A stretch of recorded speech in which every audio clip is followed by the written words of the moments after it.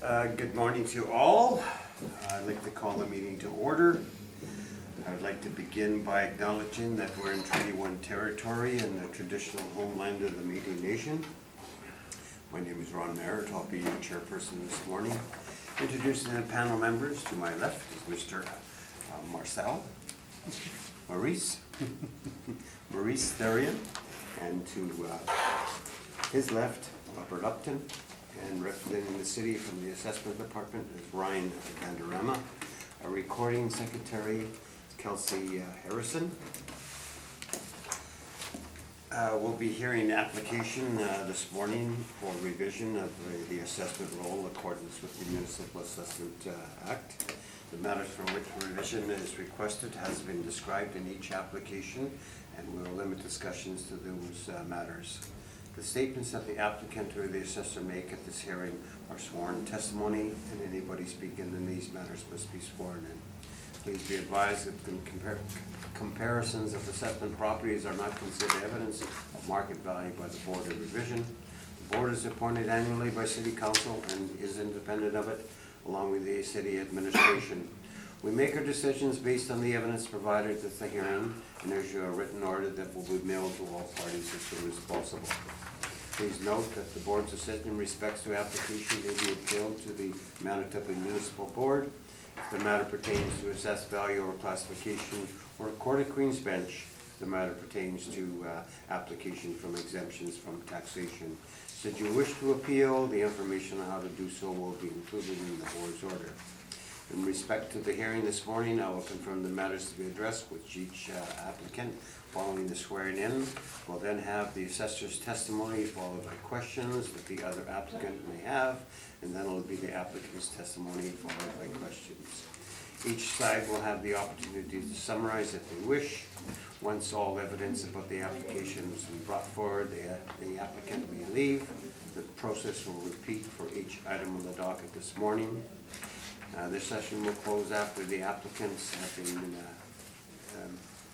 the session will close after the applications have been heard, and the Board will deliberate in private and make its decisions. You will receive the order by registered mail as soon as possible. As information, all public hearings are live streamed and recorded and will be part of the public record. I'll ask our secretary to swear in Mr. Vanderama and Mr. Henry DuPont. Swearing. Could you please state your name? Ryan Boardroom. And do you swear to tell the truth, the whole truth, and nothing but the truth, so help you God? Thank you. Do you swear in or affirm? I swear. Could you please state your name? Henry DuPont. And do you swear to tell the truth, the whole truth, and nothing but the truth, so help you God? Yes, I do. Thank you. Well, gentlemen, we have apartment buildings this morning, so I think, Mr. DuPont, if you want to briefly touch on the cap rates and the repair and maintenance study, which we have all seen. It'll be after your presentation, if you don't mind, okay? So we'll first hear from the assessor, and we'll go to 2141 Pembina Highway. So Mr. Vanderama, whenever you're ready. Thank you, Mr. Chair. The first property has a file number of 19-2941. It has a roll number of 03062930800. It is located at 2141 Pembina Highway. We're dealing with the roll year of 2020 using a reference date of April 1st, 2018. The assessed value for the property is $16,649,000. It is a residential apartment with an actual year built of 1989, 111 suites with 157 outdoor parking. It is zoned as C2 with a land area of 247,988 square feet, a planned area of 47,928 square feet, and a gross floor area of 142,452 square feet. On page 3 are photos of the subject property. They're all aerial photos. And on page 4 is the income valuation summary. It has 111 units with an average monthly rent per unit of $1,194.29, model derived. The valuation is separated into two parts. The first part is the apartment, and the second part is the retail. First part has a vacancy rate of 2.4%, an expense ratio of 46.52%, giving it a net operating income of $830,339, with a capitalization rate on the apartment side of 5%. The capitalized income is $16,606,780. On the retail side, the vacancy rate is 6%, a shortfall rate of $6.50, expense ratio of 2%, giving it a net operating income of $3,078. Capitalizing the net operating income at 7.4%, the capitalized income is $41,595. On page 5 are some rent comparables. There are 4 rent comparables. They're all ranging from $1,205 average monthly rent per unit up to $1,546. On page 6, the capitalization rate chart indicating the range of capitalization rates that the department has. And on page 7 are some capitalization rate evidence. On the third part are the multifamily capitalization rate evidence. If I may just read through the capitalization rate evidence, the following is a sample of actual sales that took place during the reference period. The purpose for showing these individual capitalization rates is to illustrate the accuracy of the model and substantiate the model-derived capitalization rates. They are not meant to be comparable specific to the subject property. Net operating income has been developed through stabilizing owner-reported income and expense information. Capitalization rates have been derived by dividing the property's net operating income by its sale price. On page 9, we have the 2017 income and expense information for the subject property. And that's my presentation, Mr. Chair. Thank you, sir. Mr. DuPont, questions of the assessor? If it was renovated, you would show the building permits? Or you automatically show building permits when there is some? I didn't include any, and I didn't have that information with me, so I'm not, I don't know if this is renovated or not. That's all questions I have. Thank you, sir. Thank you. Mr. Therian? Did you take a look at the mailer on page 9 to compare it to the workup on page 4? Or are you strictly model? I know you mentioned it's model, but I didn't know if you had done an analysis of page 9. Looks like the net operating income is $849,644, and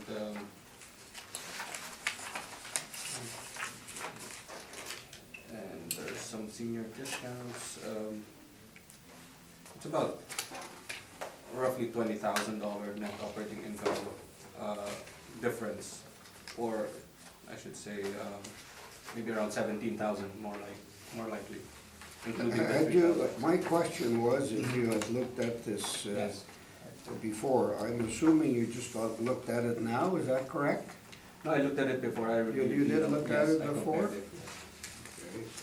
compared it, Just one question overall, did you inspect any of the buildings we're gonna have today? yes. No, I wasn't. And did you inspect any of the comparables? No, I did not. You did not. Well, that's all, Mr. Chairman, thank you. Thank you. Mr. Upton? No, I don't have any right now, thank you. So, Mr. Van der Rema, this is all model-driven? That's correct, Mr. Chairman. Okay. And the 5% you feel is applicable to the apartment building? 5%. 5% cap rate? Oh, yes. Okay. But basically because of the location and age of the property? Yes, and how big it is. Okay. I thank you. Thank you, sir. Mr. Dupont, Can your presentation? I give rebuttal evidence on the cap rate? Certainly.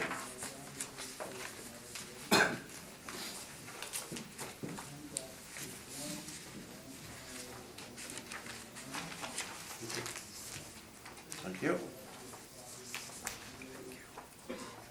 Thank you. All right. You've seen this before. Now I did forget the first page. But we start with on page 4, which the municipal board decision was stated that the board disregarded properties that had the intention to renovate. That's on page 6 of that board order, or page 9 of mine. And then we have evidence on the first 3 properties. Page 11, under property characteristics, you intend to make major repairs and improvements of property. It said yes, suite upgrades, 100,000.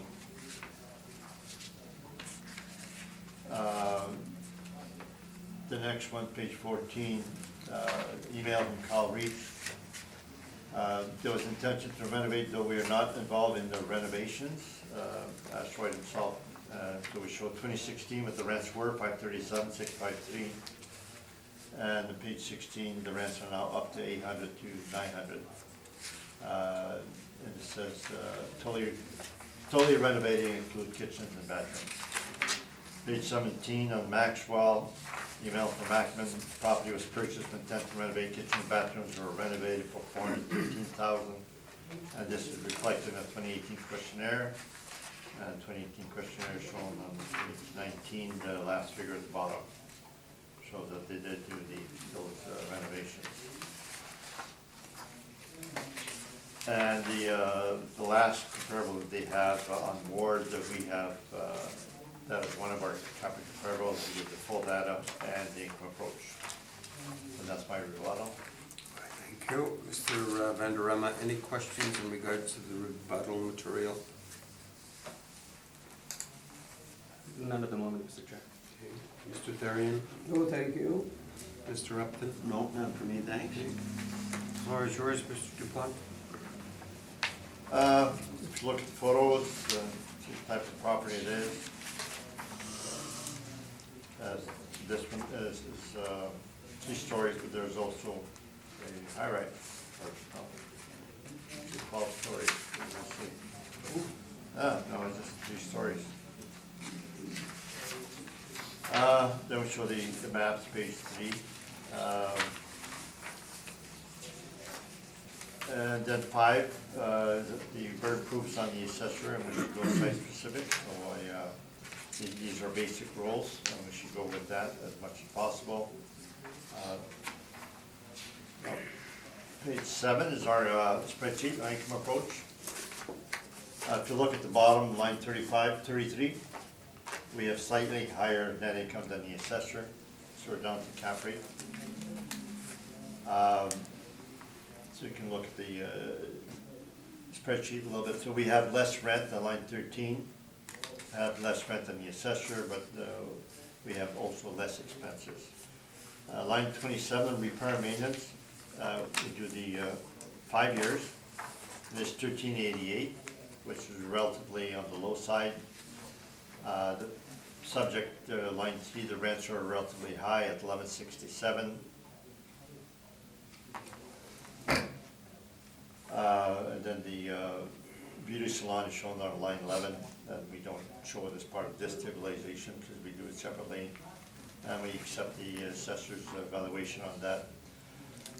35, the line after 35, beauty salon, 42,000 undisputed. So if you take our net income, 856, divided by cap rate, 5.75, we get 14,892,000. So with the cap rate only on this property, and I'm ready to move to my cap rate study and repair maintenance study if you want. Or questions first?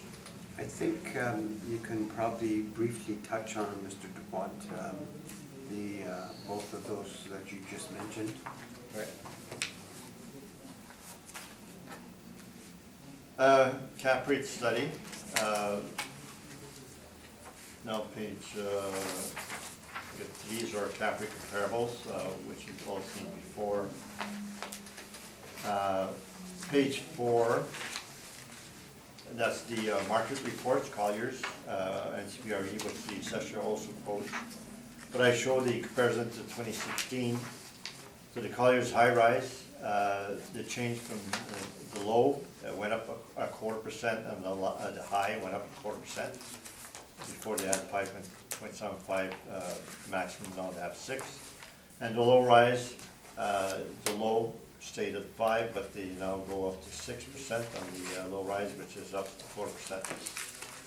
CBRE states their cap rates are the same. But they have, so just low rise, they have low rise A and B. And a B, it, for 2018, it was 5 3/4 to 6. So the property here today would be a B, a low rise B. I would think that the low rise A would be properties that are newer, built 2000 or so plus. So that particular data supports us. Now, page 86, that's something I'd like to show you. The other cap rates for Colliers, this is west trending, and what they're saying there is that the cap rates do increase due to interest rate increases. And it's a multi-family would be the most impacted because they have a smaller spread between the interest rates and the cap rate. I've since amended my cap rate report. We now show interest rates. The mortgage rates increased by 0.6% from 2016 to 2018. So with mortgage rates increasing more than 0.5%, it only makes sense if cap rates would go up 0.25% at least. So that's my report on the cap rate. Now we move on to the requirement study. Yeah.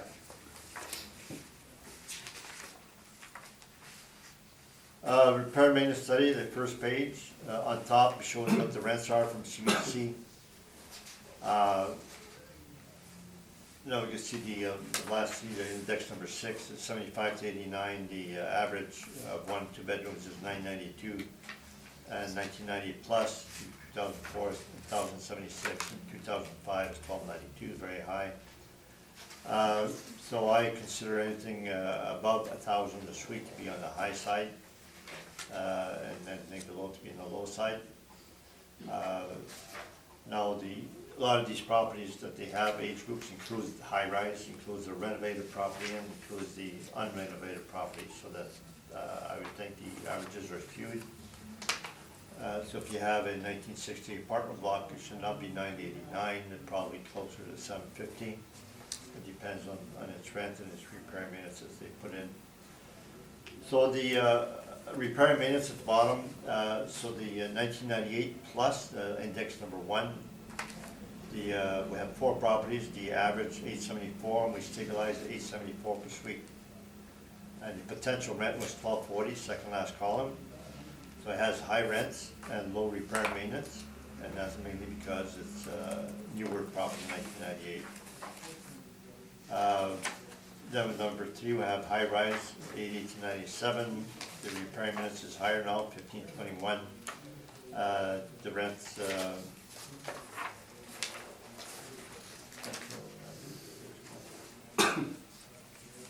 okay, the rents on that one is 7,900, looks to be an error. So index number 4, those high rises, 3 high rises, renovated, 1471 repair and maintenance and rents 1187. Large group is number 5, high rise, 4679, 19 properties now. Actuals 2146 per suite. We stabilized 1772, and the rent is 1021. And the next big group is number 10, low rise 6079. It's 26 properties. The actual average is 1595. We stabilized at 1442, And the average rent is $8.43 for that group.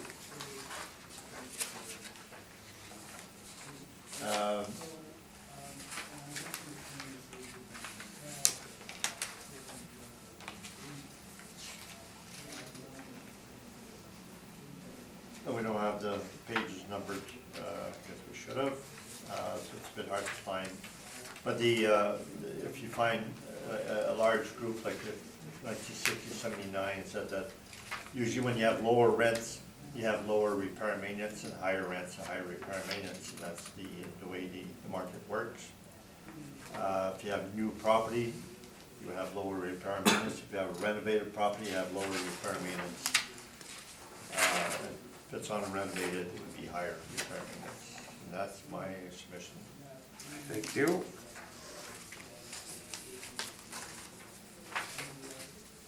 Mr. Vanderama, questions of the applicant? Question first on the cap rate study. Okay. Mr. Chair. Just looking at the RNMs, and it seems that the RNMs are between 400 and 1100 roughly per unit. Is that correct? My cap rate comparable? Cap rate study. This one. What page you look? Yeah, okay. No, in total, I was just looking at the summary. I'm making a summary. And they are between 3.5% to 10% of, is it EGI or gross potential income? Because there's some, in your charts here, it says 6.2, 7%. So these are all EGIs, percentage of EGIs, correct? I have no idea where you're looking at. Sorry, for example, just on page 7, if we go page 6, sorry. If we go RNM, there's a number here that says, for the subject, stabilized percentage per square foot of 4.6 for RNM. Oh, subject percentage or square foot, so in this case would be a percentage. Of EGI, or? Yes, of potential? EGI. Okay. So, would it be, by looking at all the examples that you have attached here, it's between 3.5% to 10%, just by looking at that line item? Is that correct, for RNM? I'd have to go to each one. The next one is 10%. Yeah. And For then 3 St. Anne's, 10%. there are some that are 6.2, 6.7, around there, right? So basically 3.5% to 10%, correct? On the cap rate study? I did not do that. I had to go to each one, but then if you want to give that a rebuttal, that'd be a better way of doing it. But I go site-specific repair maintenance Okay. on my cap rates as well as the properties that are here today. And you base your cap rate on every individual properties here on this cap rate study, correct? Yes, this cap rate study is for the apartments here today. Okay. And based on this study, do you think that 400 to 1100 per suite is a low RNM or a high RNM? Well, based on my repair and maintenance study, properties that are new are low. I believe the 1998 plus, we had 874, Right. which is lower than 333 Ward, is that 1,000 or so. Because they're newer properties, so that I have 3 new properties in my cap rate comparables, and they're supposed to have low repair and maintenance because they're new. I have 3 renovated properties, they're supposed to have lower repair and maintenance because they're renovated. There are renovated properties here in this cap rate study you mentioned, is that correct? There's 3 of them, yes. Okay. That's all the questions I have, Mr. Chair. Do you have questions in regards to his brief? Oh, yes. Thank you, Mr. Chair. You're welcome. On page 7, yeah, the income valuation summary, or the calculation. Repair and maintenance, is that correct? It's at $13.88 per suite? Yes, Okay. And it's higher than the 1100 that we saw on the cap rate study, correct? It's beyond 1100 compared to the cap rate study. I wouldn't go with what another property's repair and maintenance is. Another one, we were going site-specific, 333 Ward, one of the cap rates, we went site-specific, and we're going site-specific here. And 333 Ward, they were all based on actuals, in terms of calculating the net operating income? Yes, we stabilize based on the actual site-specific. My repair maintenance study indicates, I believe, 1,400 or so for, we stabilized at 1,400 and they came in over 1,500 repair maintenance per suite. So this is like on the low side in relation to our repair maintenance study. That's all the questions I have, Mr. Chair. Thank you. I thank you. Mr. Therian? Do you know what the last cap that was applied on this property? Do you know what it was?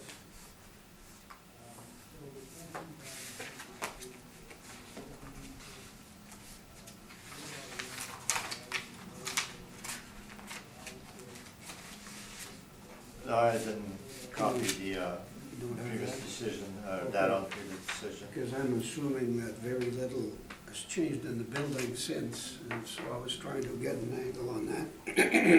The other, Yes, the rents are similar and Yeah. and income are similar, but the cap rates, on each group have increased by 4%, so. you've adjusted by a quarter from the last, well, I'd have to look at the Sorry. tracker study.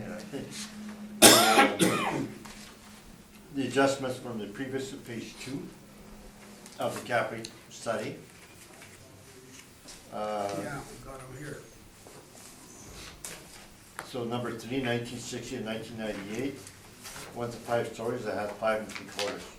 So it would be the same cap rate as last time. Okay.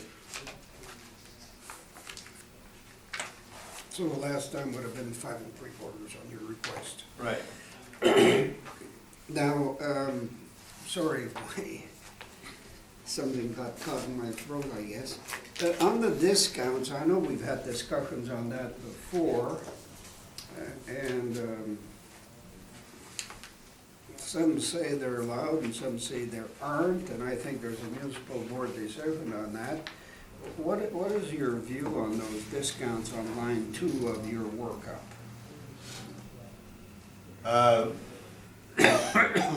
We always allow discounts. I believe in the early 1990s, it was challenged at the municipal board by an assessor, and we won. And ever since then, last 20 years or more, we've been allowing discounts. The 200 settlements we had last year on the 2012, 2014, we allowed discounts, assessor and Altus. It was not an item of dispute. Wasn't, okay. Thank you. That's all, Mr. Chair. I thank you. Mr. Upton? No, thank you, no questions right now. So I can see that you are fairly close in regards to your NOI, so, and you're not disputing the beauty salon. Right. So the difference, I guess, is just the cap rate. The city's at 5 and you're at 5 3/4. That's our main difference, yes. Mr. Van der Emma, would you wish to summarize if you want? No summary. Okay. Mr. Dupont? No summary. Okay. Thank you. So we'll go down the street to 2084 Pembina Highway. Mr. Van der Emma?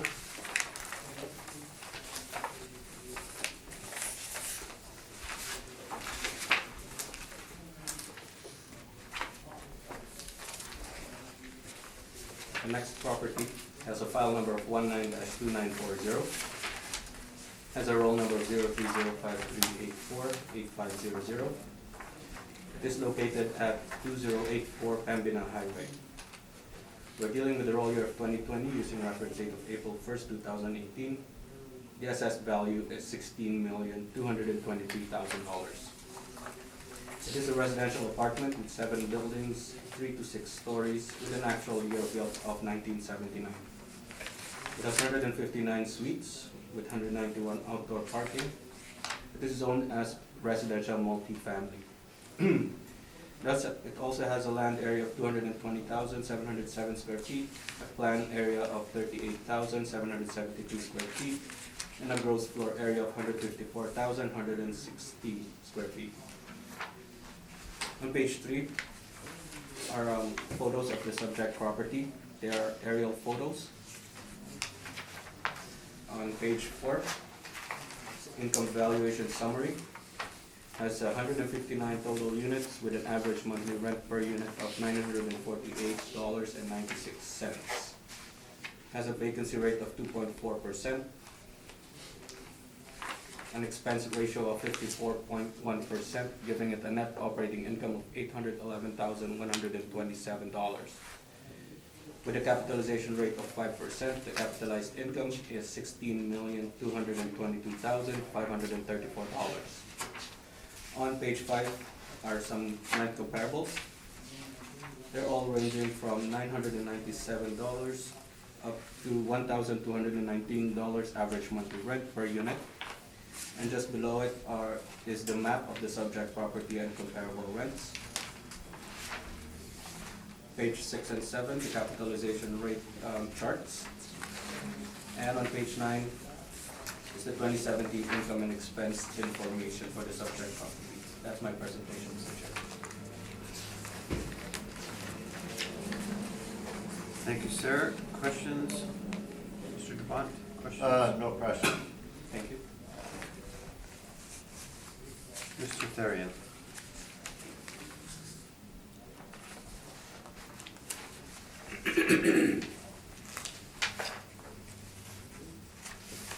On the mailer, let's look at that, on page 9, Yes, sir. you'll see the NOI is at 640, 655, That's correct. and you're at 811,000. 811,000. So that is quite a, This is subsidized housing, isn't Rent geared income. oh, I see. Rent geared income. Okay, so that, in other words, the mailer is a bit irrelevant? Is that the way to put it? It's just the way they are, the way the income is set up. There's some, it's not market, and the way we set up the way we have our model derived income here is a below average already, Mr. Chair.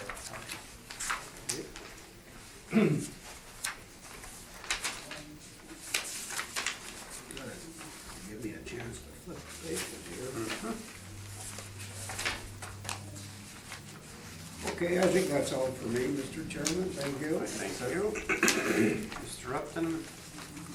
So this is Manitoba Housing Renewal Corp., so it's, as you say, subsidized housing. Yes, that's correct, sir. And you know what kind of clientele? Is this close to the university? I didn't get a chance to look at this map here. I guess it is reasonably close. Would this be student housing primarily? I'm not sure what their main clientele is, sir, but this is rent geared income. That's Rent-geared the information. Okay. Have you inspected the property? No, it wasn't happening. Do you know if it's above or below average condition, or It's an average condition. average condition? Yes, sir. That's, where do you take that from? You haven't inspected it, you just, There's no any reports or anything that major damages or anything like that. So okay. And the suite mix in here is 754. there's Okay, one, and your 2, and 3 comparables, where's Ulster Street and Allegheny Drive? Are they close? If you look at, sir, if I may direct it just below it, these are the Okay, map I of see. the- Okay, I see what you're saying. That's where they are at. The blue is the subject property. Right, right, okay.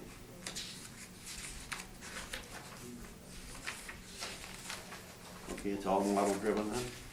Yes, below market. And the 5% for a 1979 building, is that Model driven as well, sir. the model driven? Okay, thank you. Thank you. Thank you, Mr. Upton. Mr. Vanderama, I'm just, I can't sort of, I'm looking at the applicant's picture on the second page of his brief, and it's, there is 7 buildings involved. So, and one, there's a total of 159 units. So I'm just looking at the picture, there's an apartment building, and then there's a low-rise buildings, eh? So I would say that the count is the apartment block, and the low-rise buildings, there would be 6. Is that maybe true? Like, It's not clear in the picture I have. like I can't, I guess in your brief. 7. I'm not sure if it's clear. Okay. Approach, Mr. Chair. Do you want me to? No, It says 7 that I count, sir. yeah, okay. I think there's So- one right so- there, a small. Yeah, but so there's an apartment building, is that The correct? high rise, yes, that's correct. Yeah, and so how many low-rise buildings is there? Is there 6 then? 6. 6. And the applicable cap rate for the apartment is lumped in with the low-rise also? Like, that's what you've done? Yes, it's a model determined cap rate on Okay. those. So there wouldn't be a difference in regards to an apartment building? It may have been blended by the model, sir. Okay. Yes. Okay. So they don't separate them? No, they don't, unfortunately. Okay. I think that's all the questions I have. Mr. DuPont, we're ready for your presentation. Could I redirect from that? Certainly. Would you agree you have the same cap rate for an age group, whether it's low rise or high rise? Based on ours, page 6, we have a range of all of them. We didn't delineate low rise and high rise in our chart. There are some items that are high rise and low chart, but they can still vary and range from 4% to 7.3%. Now, your 80th percentile on your page 6, 80th percentile is 5.3%. and that's for low rise and high rise. It doesn't change whether it's low rise or high rise. Between 4.9 and 5.3%. Okay, so you got your low, which is for a small apartment, but your 80th percentile, which is meaning 80% of the properties were at that cap rate? Most of them, 80th, yes. 8 on the higher end, yes. Okay, anyway, so that indicates there's no difference in cap rates, whether it's a high rise or low rise? Again, it's a range between 4.9 to 5.3, so it's an averaging, I would say.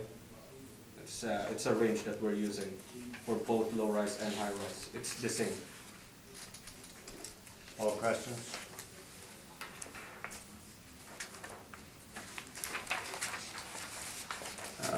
Your presentation, Mr. DuPont? Page 1, also you'll see the high rise, and then the bottom is the low rise. 2 is the assessment map. 3 is a similar map to what the assessor has, but he shows the numbers on the suites, the buildings. So there's 6 at the bottom, and just to the left of the high rise is another little building right at the corner. So it's 6 appears with frame buildings and a high rise.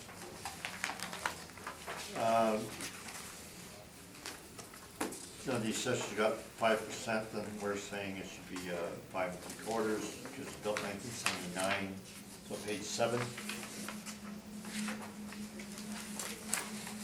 So it says you got 5 1/4 or 5.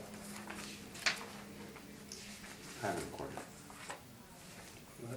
Page 7 seems to be way off. You've got the tax assessment by the city, or the assessment by the city at 15,450, and they're asking for 16,223.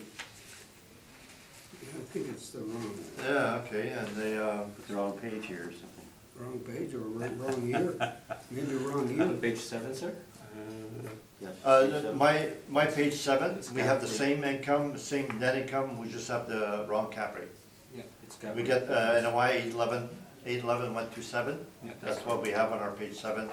And then they use 5% cap rate. And that makes it 16. That's not what I'm reading. You said That's city not what I'm assessment- reading. City No. assessment says 15 No. million. That's just some. We got the wrong page here or something. They're on page. Because you don't have the same EGI on the one we have. You're at 1602 What- and the city at 1767. Right, which matches their report. Now, you found the discrepancy, the value, and everything's the same except for the cap rate.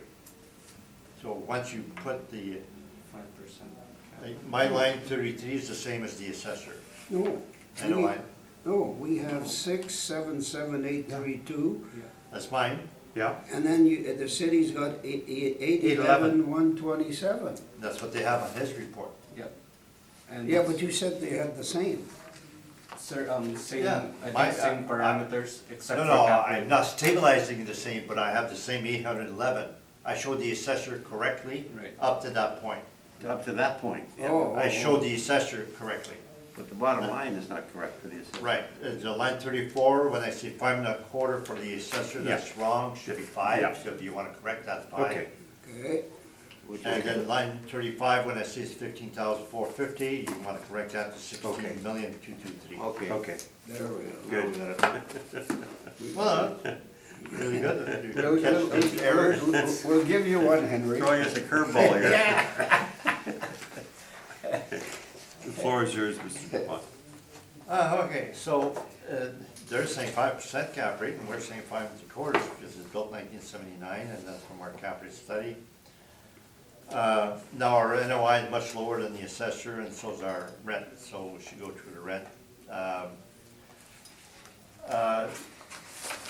Line 1, 2017, it's 1471, this is a co-op.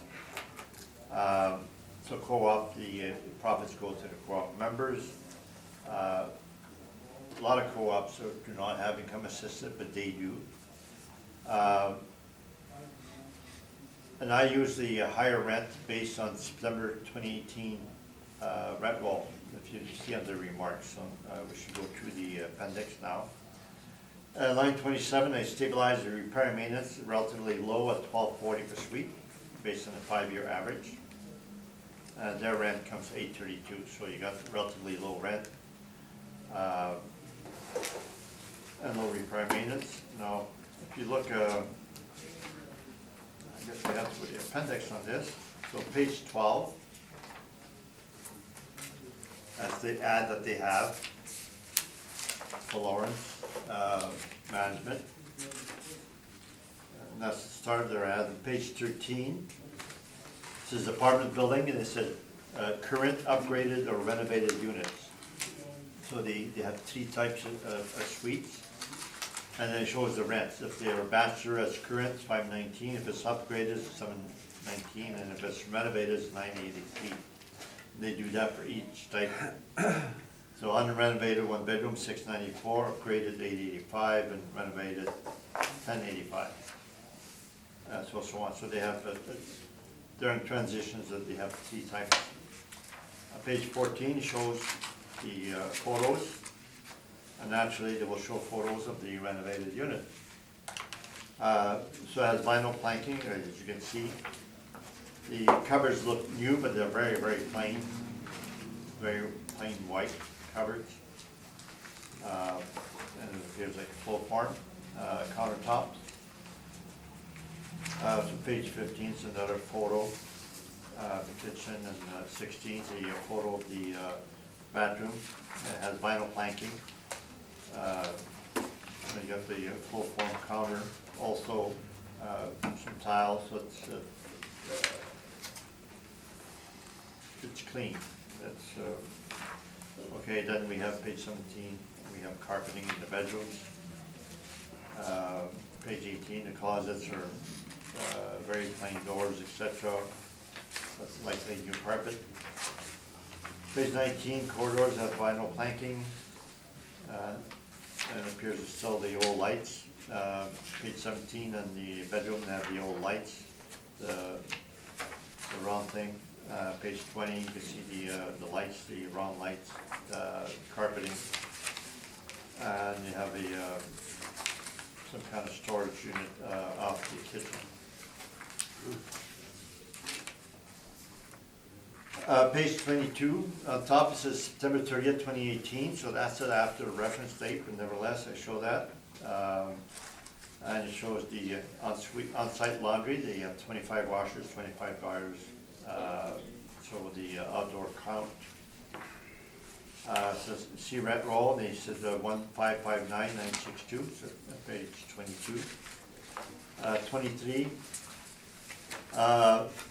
they show that 1559 in rent, but I also look at this for the hydro and water, because the hydro and water was erratic on our spreadsheet. If you want to look at my spreadsheet now, page 7, and keep your fingers on that page 23. The first one, the hydro, was 191 down to 105 for some strange reason. Then 163, 185. So I looked at that and I see that 2018 went up to 206, so I believe that 185 is the proper amount to stabilize that. Same thing as the water dipped in 2016 and then went up to 103, and the prior years, 14, 15 were higher, so I'm not sure why it dipped. Nevertheless, 2018 was 111,584, so the proper stabilization is at 2017. Page 24 shows the upgrades that they put as capital cost summary. So they have roof, 27,000, which is not that much. Then they have some windows, fire and upgrades, HVAC, carpet flooring, 62,000, suite refurbishment, 32. So the refurbishments and renovations is 62 and 32, which is 94,000. Now if you exclude the roof, it's 125,000, that's 786 per suite, which is not a large amount. It's not as if they're spending 10,000 per suite, etc. Now page 25, as their rent roll, as of September 2018, so I take their housing charge times 12, and I take the vacancy times 12, so it comes to 1587, and that's what we will be using in our evaluation. Page 7, it has 8.5% vacancy. To go to our page 7, line 3, we stabilize 1587. But we do not stabilize at the high vacancy of 8.5% they had. We stabilize at 2.4, which I believe is quite reasonable. So they raised the rents, and now they're getting some vacancy because of that. It's pushed back from the market. Now, page 26, they also have a detailed financial revenue and expense instead of just a questionnaire. I showed the rents there, 1471, which is less than what I'm stabilizing at. Then it gives you a breakdown of the repair and maintenance, page 27. I've disallowed a roof. Now they show, I believe, very little for flooring. I don't think they have a category for flooring. And then page 28, I have some more repairs in-unit expenses, appliance, paint, labor, supplies, cleaning, garbage. Not much for flooring, or no flooring there. And then the September 2017, page 31, that's the handwritten questionnaires. And we would rely more on the revenue expense and detail one. The page 32 shows no capital cost summary.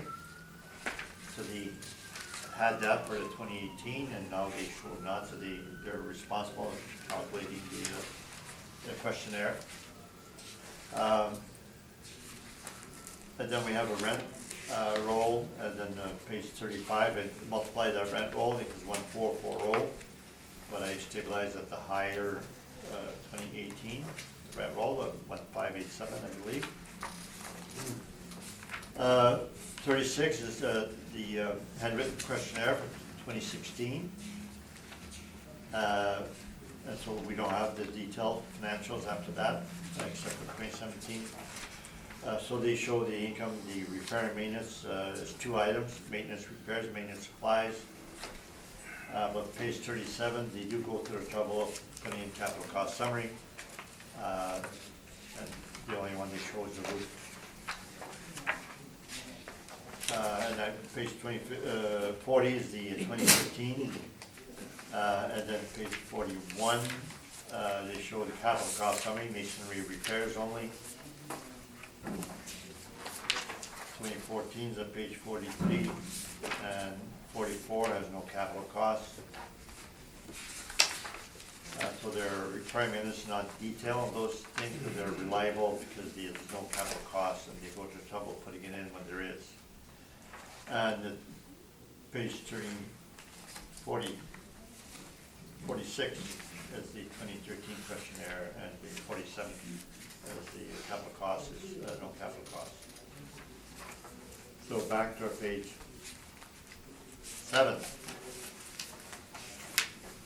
So because their ad shows they have some renovated suites, so I use the September 2018 rent roll, so like capture whatever's renovated by then. Then we stabilized fairly normal way for all the other items. And we went through utilities, we checked 2018 to see what was happening, that they're being erratic. And the repair and maintenance, I showed there 5 years, and we stabilized it 5 years, which is $12.40 per suite. So our net income is $667, which is much less than the assessor at $811. The expense dollar amount, line 31, we're at 924, assessor's 956, we're not that far off.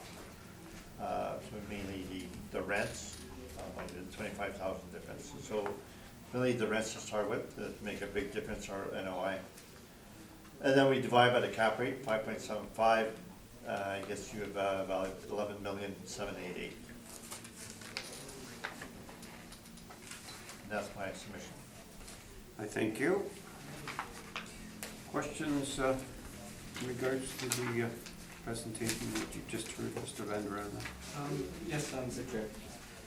The potential gross rents, are these actuals or market? On page 7, sorry. Yes, they're actual, which we deem to be a market. And the vacancy percentage that's indicated here, they're all actuals with an exception of 2.4, right? Correct? Yes, in my line 5. 9.5, yes, that's correct. Yeah, and the rents that we used was a September 2018 rents, and they had 8.5% vacancy then. And I used only the 2.4% market that the assessor uses. And for repair and maintenance, I was just wondering, are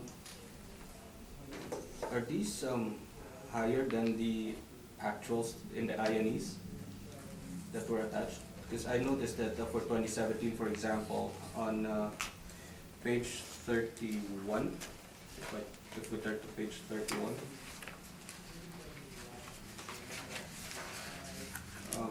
they're reporting 166,360, and in this spreadsheet, it's 199,977.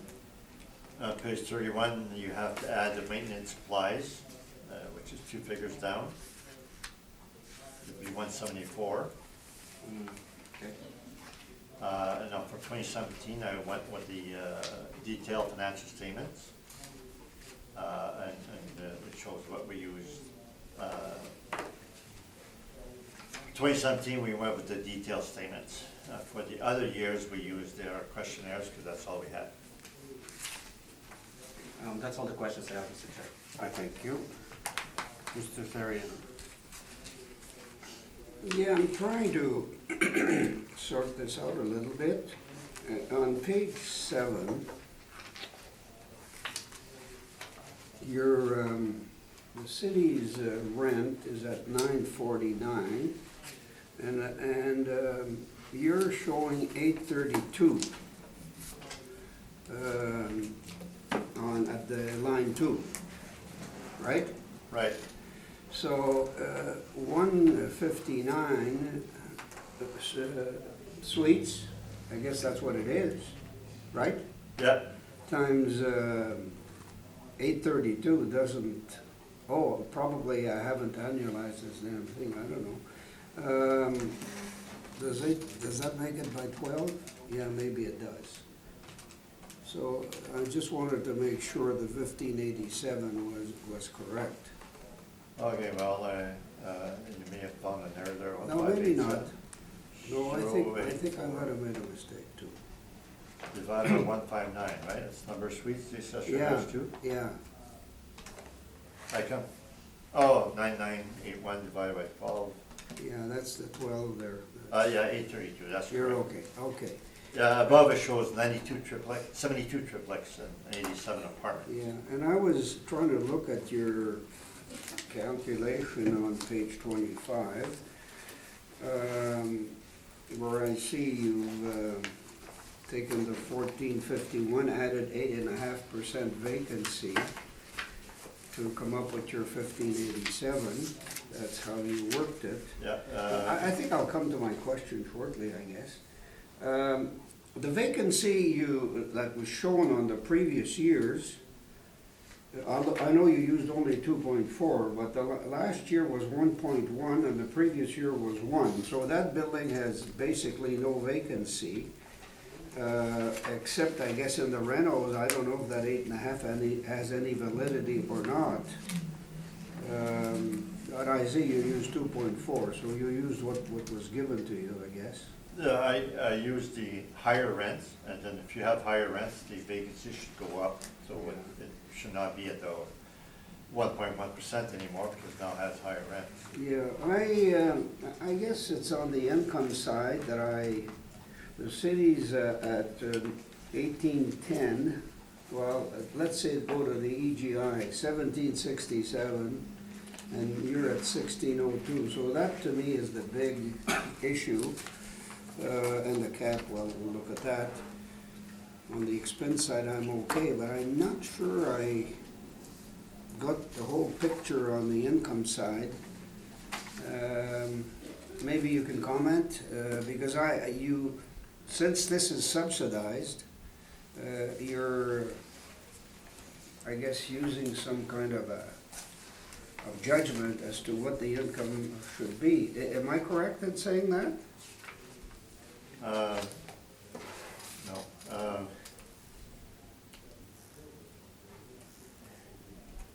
Page 26, the 2017 questionnaire.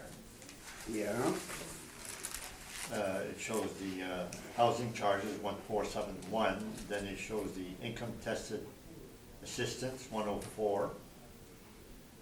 So we don't allow this 104. And then other income, the CMHC federal assistance and predetermined assistance. So they got some money from the government, but the assistant, the reduction in rents is the 104. so where's the 104 on that page? Page 26, Oh, yeah, income on the, tested. I see it, okay. Okay, I got it. So the rents that we show are before any income tested assistance?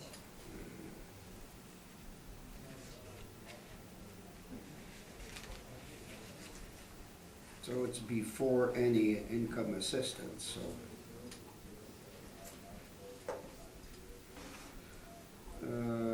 So is the predetermined assistance for the future, or is it like on the other income? Is that down the line, or what? Do you know? I didn't ask too much, predetermined assistance. Yeah, well, I don't know, because it's higher than the 104,000 that they actually give. I'm not sure what that would be. We just don't allow it. okay, well, I'm just gonna try, that's what I'm just telling you where I'm at in my thinking. I'm thinking your expenses, I understand them quite well. Anyway, that's all for now, Mr. Chairman. My colleagues might clarify stuff, Thank you. but I haven't been able to figure out. Mr. Upton? Yeah, so then how much revenue are you getting per suite? What's the per suite average rental? My line fee is 832. 832, that's what they're getting, and the city says 948. City's using 948 in their calculations, you're using 832. So your 832 is the actual amount? From the September 2018 rent roll, after they've increased the rents. Do you think that represents market then? Yes, it does. That's what they're charging. And then they have assistant that comes off of that, but prior to assistant, that's the 1587. That's what they're getting. So, They have a suite mix, 7 bachelors, 67 1-bedrooms. So they have a few suites are on the low side. So because of their suite mix, they end up at 832. so did you test that against market? How do you test that against market? How do you know that your 832 is market? Do you look at other comparables? No, I did not. We just accept co-ops, usually they try to keep it at market. They do try to keep it at market, you say? Most of the other co-ops that I've had, the rents at market, and they don't spend overly much on repair and maintenance, because then they have charged more rent, so they tend to be moderate in their repair and maintenance in order to keep the rents lower. But those rents are matched with the repair and maintenance that they put into place usually. It matches the repairs and maintenance, you say? Yes. Yeah, so you have only 1240 for repair and maintenance here. And because of the 1240, I would say that we should accept the 832 in rents that they have, which I view as the newer September 2018 rent roll. Yeah. I know it's actual, I was just trying to get at the point, is that market? That's the point that I was trying to establish here. But have you inspected the building? Do you know the building? No. So you don't know if it's, what kind of condition it's in, average condition? No, I don't know. You don't know, okay. Mr. Chair, if I may, just a quick one. I think I'm finished right now, thank you. Okay.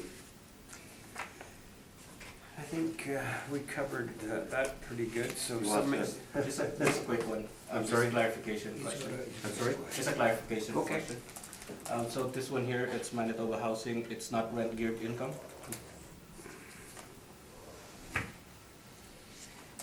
It's not based on the income, or the rent is not based on how much the renters are earning? There's some income assisted, yeah, and, but it's not to the housing, it's dependent on with housing co-op. This was the subject property. The subject property says housing co-op. So I'm just clarifying if it's, if the income is based on the rent, or the rent is based on the income of the renters or the tenants. They have some income assistance, yes, available. Okay, that's all the questions I have, Mr. Chair. Great, thank you.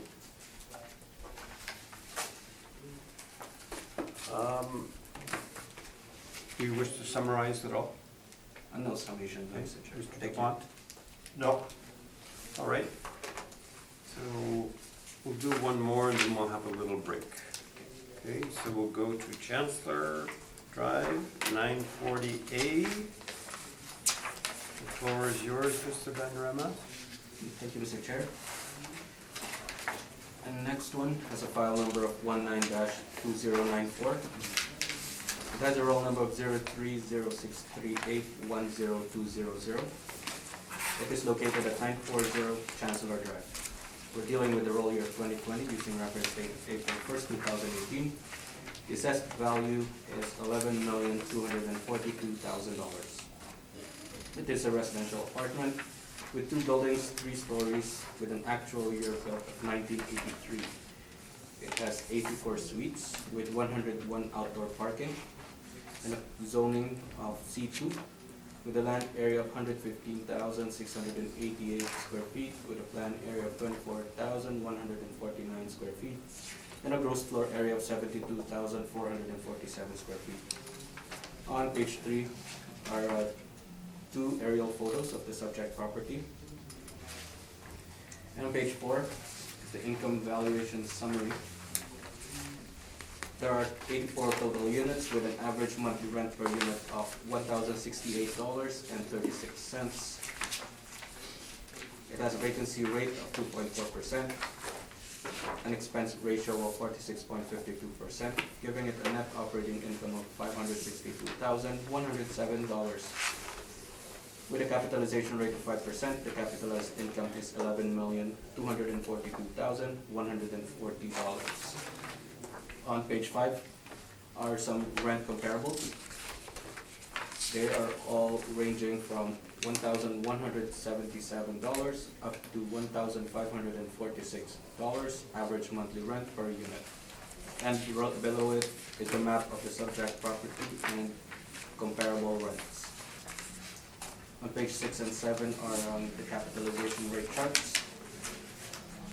On page 9 is the 2017 income and expense information for the subject property. That's my presentation subject. Thank you. Mr. Dupont? Your page 5, your comparables. Yep. Subject gross floor area per suite is A62, which is much lower than all your comparables. Would you agree with that? Yes. The construction class is a D wood or steel stud, and then you have masonry bearing, reinforced concrete, masonry bearing, and then the only one that's wood is number 4. Would you agree that the masonry would be superior construction? I would agree, so it goes with number 2, which is reinforced concrete frame. No, your number of stories, subject is 3 stories, and then your comparable number 1 is 1 to 8, so it has a high rise in there. Number 2 is also a high rise, 7 stories. Would you Right. say that the low rise would have lower rents than high rises? In the market, yeah, I would say yes. And if effective year built, you have 2, much newer, 2015, 2013, so would you agree those are not very comparable? For newer, yes, I would agree.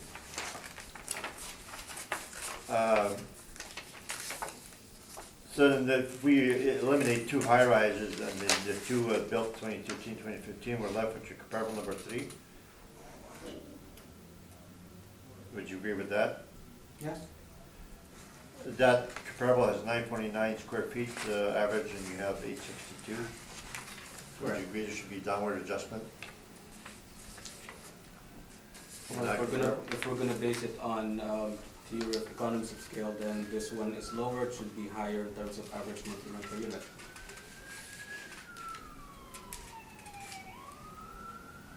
I'm not sure. Smaller suite would have higher per unit or lower per unit rent? Higher per unit. Why would they have higher rent if they have smaller suites? Per square foot. Oh, per square foot, but not actual rent. In terms of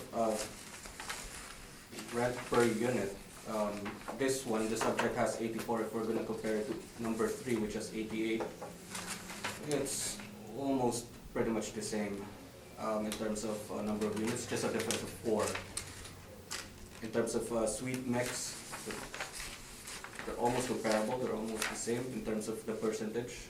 More 2 bedrooms, so I would say there should be, if ever, there should be an upward adjustment going towards 1177 than 1068. So rents of 1177 for a building built in 1971, would you consider it to be higher than average?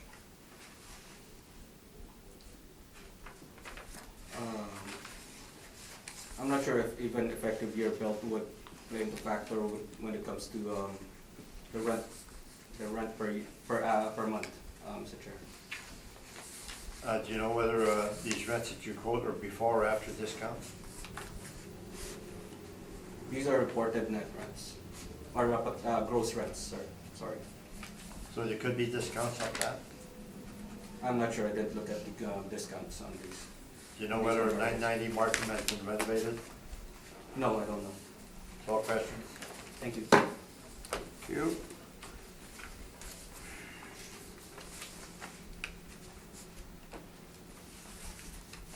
Therian. Yeah, as usual, I'm looking at the mailer, not sure I can read it, but I went to page 10. I'm assuming, I'm trying to read the dates, it looks like 2018 at the top anyway. And year-to-date, actual in the middle, shows an NOI of 583,438, if I'm reading that correctly. Am I on the right page? And, Page 10, sir. yeah, It says period ending 12/31/2017 on the left-hand side, on the top. okay, so is that the full year, do you know? Must be? Year-to-date actual, yes, it is a full year, I would say. Okay, so the 583,438 versus your page 4, 562,107. Can you give us a comment? Have you looked at that page 10 to see if that sort of, I don't know if the word supports, but I'm assuming it's a model thing on page 4? Page 4 is a model driven. So did you take a look at those mailers to see if they were in line with that? Our model is lower than the actual. If we go specific to the income and expense meter of the subject property. So had you Our looked? model is based on. Yeah, had you looked at the page 10 details? Yes, I did. You did?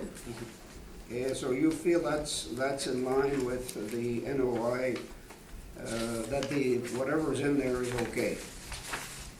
Like in page 10? Yes. Okay. 2 buildings, 3 stories, it's a 1983 building, right? Okay, that's all, Mr. Chairman. Thank you. Mr. Upton? None right now, thank you. I don't have any either. Mr. DuPont, the floor is yours.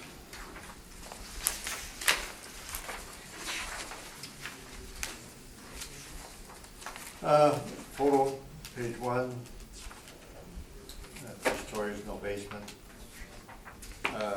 2 shows the maps. 3 the aerial photo. The building's down the Chancellor.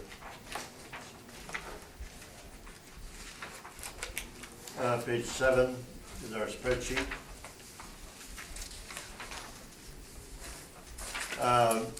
So we have the line 1, which is the rents, and then we have the discount shown, 65,000. We stabilized line 3 at the rent excluding discounts.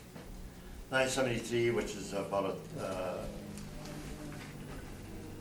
10,000 or 100,000 less. We stabilized at 2.4% vacancy. We had the parking and laundry, etc. So line 13, we're about 51,000 less than the assessor. Expenses, line 31, we're about the same, 492,000 versus the assessor 489. Our repair and maintenance, we stabilized 5 years, it's 1760 per suite. The average rent is 965, which is on the high side, close to 1,000. And then we capitalize the 5.75 versus the assessor at 5. So we get the difference in value there, 8,000,008. So we go to the data.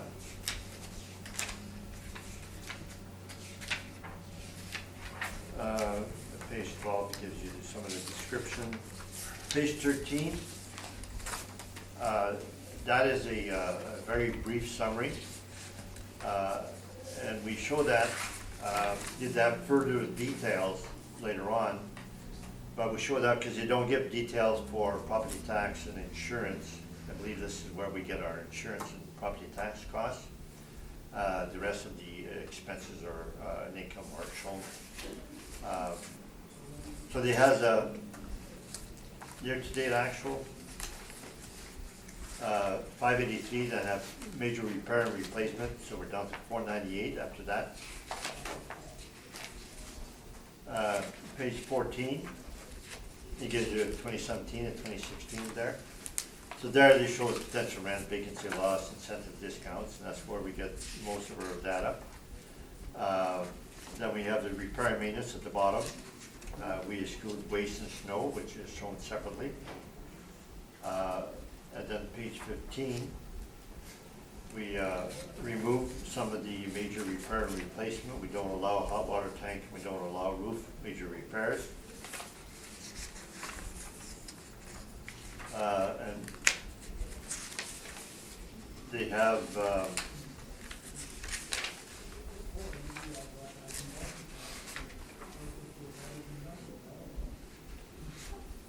don't have, yeah, I guess they don't give a net income there.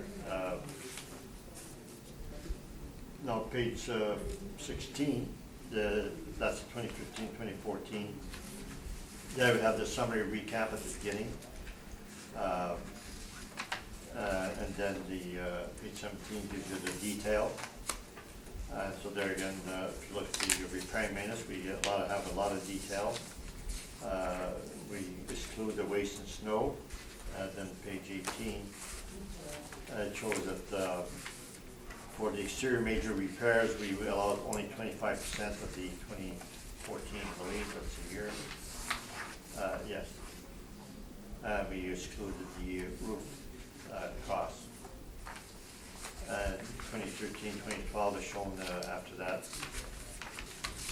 And page 21, last page, we allowed only 25% of the exterior for 2013. Yes, and excluded the hot water tank. So all these figures are put on a spreadsheet, page 7.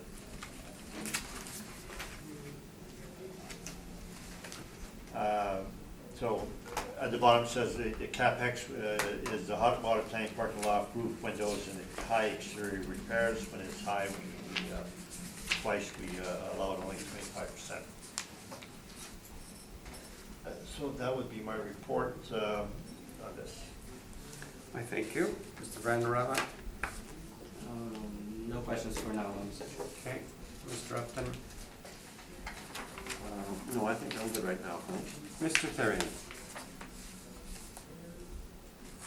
So, your page 13, I guess is similar to what the city presented on page 10, I think.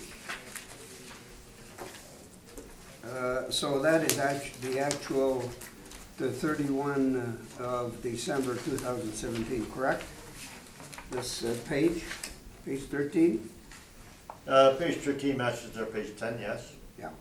And the income here is, because I'm focusing on the income because that seems to be the issue here. The expenses seem to be fairly in line in both areas. You're using, the city used 1,068 on their rent, you're using 965. But the mailer, and I think you've tried to explain that, I'm not sure it picked it all up, but your potential market gross rents on line 3 is 973,004 after discounts. So this is where you come up with your 965, then these normal vacancy and so on. So could you maybe explain a little more? Because there's quite a difference there. There's $50,000. And that's what comes up on the NOI as well. So I'm trying to get a better handle on the income side because of what I read on the mailer.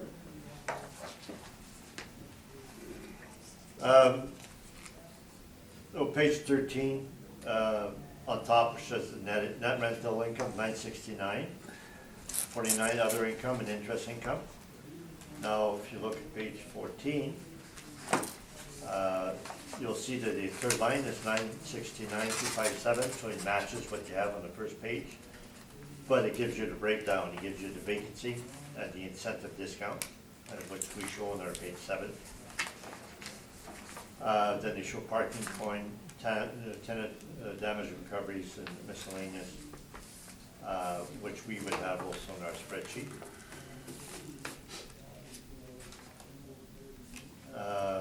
Now we disallow operating interest income. Page 7, we don't have 498 net income. Look, line 33, we have 531. And the main reason we don't agree with the owner's statement is because we disallow certain expenses, the capital expenditures, the hot water tanks and the roofs, etc. Yeah, but I'm concentrating on the income side. Right. I understand well the expenses. I think you explained them quite well. I'm not saying you didn't explain the revenue well either, it's just I want to understand it. Right, so you get greater detail on page 14 on the revenue and expense, and they don't show insurance and property tax on those pages because those don't need detail. So you have to go to the summary to get those two expenses, but the remainder revenue and expenses is more detail on page 14 and 15. Okay, the other point is, I know you always like to go to site-specific, that's your argument, and that's okay. But I don't, there's no comparables though provided. So I know you question a lot the assessor on comparables, but you've got no comparables in your presentation that I saw anyway. I never do, and I don't think. You never do? I don't think it's worthwhile if we go in this board and would argue site specific. Comparables, they're all over the place, depends on their condition, how much you put in repairs and maintenance. The hardest types of property to do is when the rents are not on market. Then we can argue, we can find 10 comparables this way, 10 comparable, and when you can't rely on actual rents, it's very difficult to get a rent. So when we have the for-profit properties, we have certain levels of repair and maintenance, we accept the rents as market. Unless you can offer something to show that they're way below market or there's a reason for doing so. The assessor has burden of proof, and see the comparables don't work because of age or size, etc. And then the other ones could be renovated. They don't have the burden of proof. So I don't think we should ever rely on the assessor's rents unless it's a subsidized rental or something that we can't rely on the actual rent. Okay, that's all, Mr. Chairman, thank you. I thank you. Summary of the party? No solutions. Okay. Okay, let's gonna take about a 5-minute break. Okay, we'll call our meeting back to order. And we'll go to the next property on the docket, which is 956 Chancellor Drive. Mr. Vanderemma, the floor is yours. Thank you, Mr. Chair. The next property has a file number of 19-4197. Has a roll number of 03063820000. It is located at 956 Chancellor Drive. We're dealing with the roll year of 2020. Using reference date of April 1st, 2018. The assessed value is $13,326,000. It is a residential apartment with 2 buildings, 3 stories, and an actual year built of 1986. It has 90 suites and 90 outdoor parking. It is zoned as C2 with land area of 151,841 square feet, a planned area of 31,660 square feet, and a gross floor area of 94,204 square feet. On page 3 are aerial photos of the subject property. And on page 4, the income valuation summary. The property has 90 units with an average monthly rent per unit of $1,181.93. Has a vacancy rate of 2.4%, an expense ratio of 46.52%, giving it a net operating income of $666,280. Using the capitalization rate of 5%, the capitalized income is $13,325,600. On page 5 are some rent comparables. They're all ranging from $1,177 up to $1,329, average monthly rent per unit. Pages 6 and 7 are the capitalization rate charts. And on page 9 is the 2017 income and expense information for the subject property. And that's my presentation, Mr. Chair. Thank you. Mr. DuPont, questions? Yes, your page 5, your rent comparable. Subject is 2 stories, low rise, built 1986, so your comparable number 3 is built 2013, so would you agree that's superior? It's fairly newer, correct? Now, 1 Great Friars, the last comparable number 4, 1970, it's older.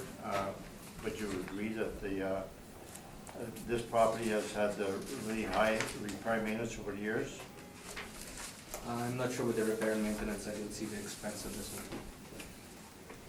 one. And the 990 Markham there again, relatively high rent for 1971 building. Do you know whether it's been renovated or not? No, I didn't know. I don't know. 2141 Pembina, do you know whether it's been renovated or not? No, I don't know. That one has 1283 square feet per suite, subjects 1047, so it's 20% larger. So would you agree there should be a downward adjustment for size? I couldn't agree or disagree to that statement, Mr. Chair. I have, it seems that the market is demanding these types of gross floor area, both 1047 and 1283, so which is kind of in the same average monthly rent per unit. And 2141 has higher total number of units, so they're almost in the same location too. So Now, you don't show any features, amenities, No. or any items that you would adjust up or down for any of your comparables to a subject. No. That's all the questions I have. Thank you. Mr. Therrien? No questions, thank you. Mr. Upton? Yeah, I was just looking at the annual statement and I can't figure this out. They got No, I didn't. total revenues of $2,874,000.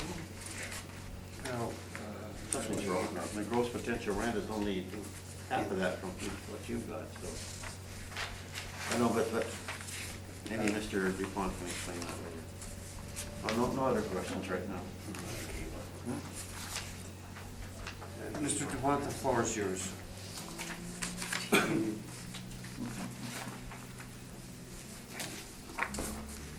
Maybe you can enlighten us, because I looked ahead of time and I can't figure out what's going on here.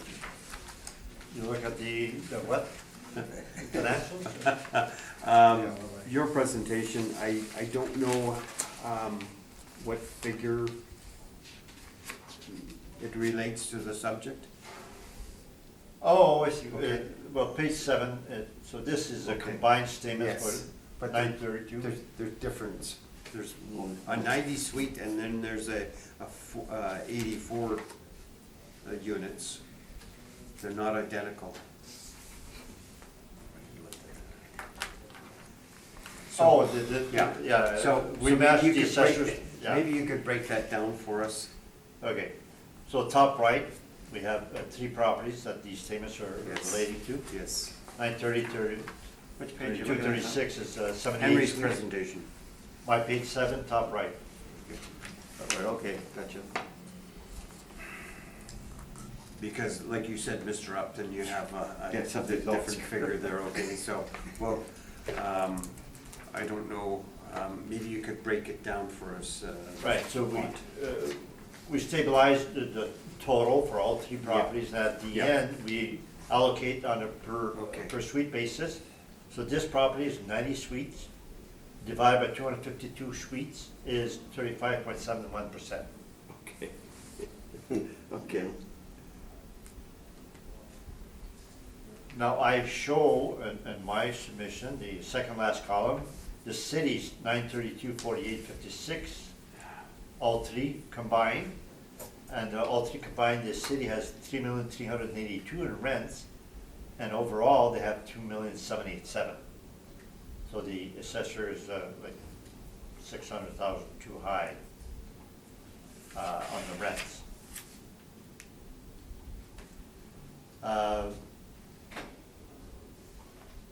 And we have a similar, line 32, a similar expense Okay. ratio. You're losing us here. You lost me totally there. Okay, so, the city, if you look, the city's NOI is 666,280. So where is your NOI for the subject? I have for all of them, line No, 33. no. Okay, you did it that way. And then I do the allocation, Okay. line 36. Now, I could do the 1572 divided times 35.7. Yeah, okay, if you don't mind, 548. because I don't see, you see, the problem is you've done it percentage-wise, but, you know, we don't have any figures. Right. Is that correct, Bob? Yeah. Yeah. So, Okay, so my NOI is 561,556, which is 1572 times 35.71% What's that allocation. number okay, again? what's the number again? 561,556. 556, okay. That's your NOI for the subject right now. Right. Okay?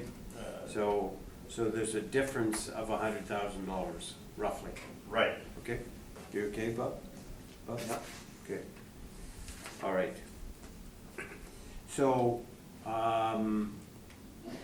this figure here represents 3 properties, right? That's right. Okay, so for, so for 956, what's the percentage? 956?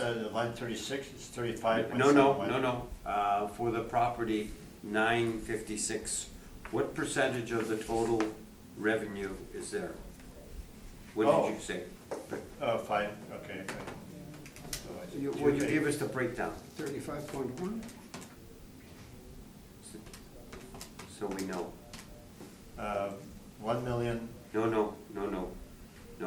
For, Percentage. for property, 956, what percentage is it of the total revenue?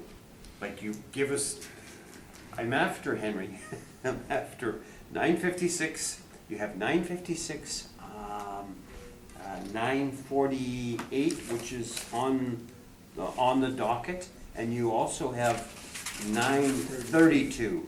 But we're, 932 is not on the docket. Right. So give us the percentage that is applicable for 956 and 948. You see what I mean?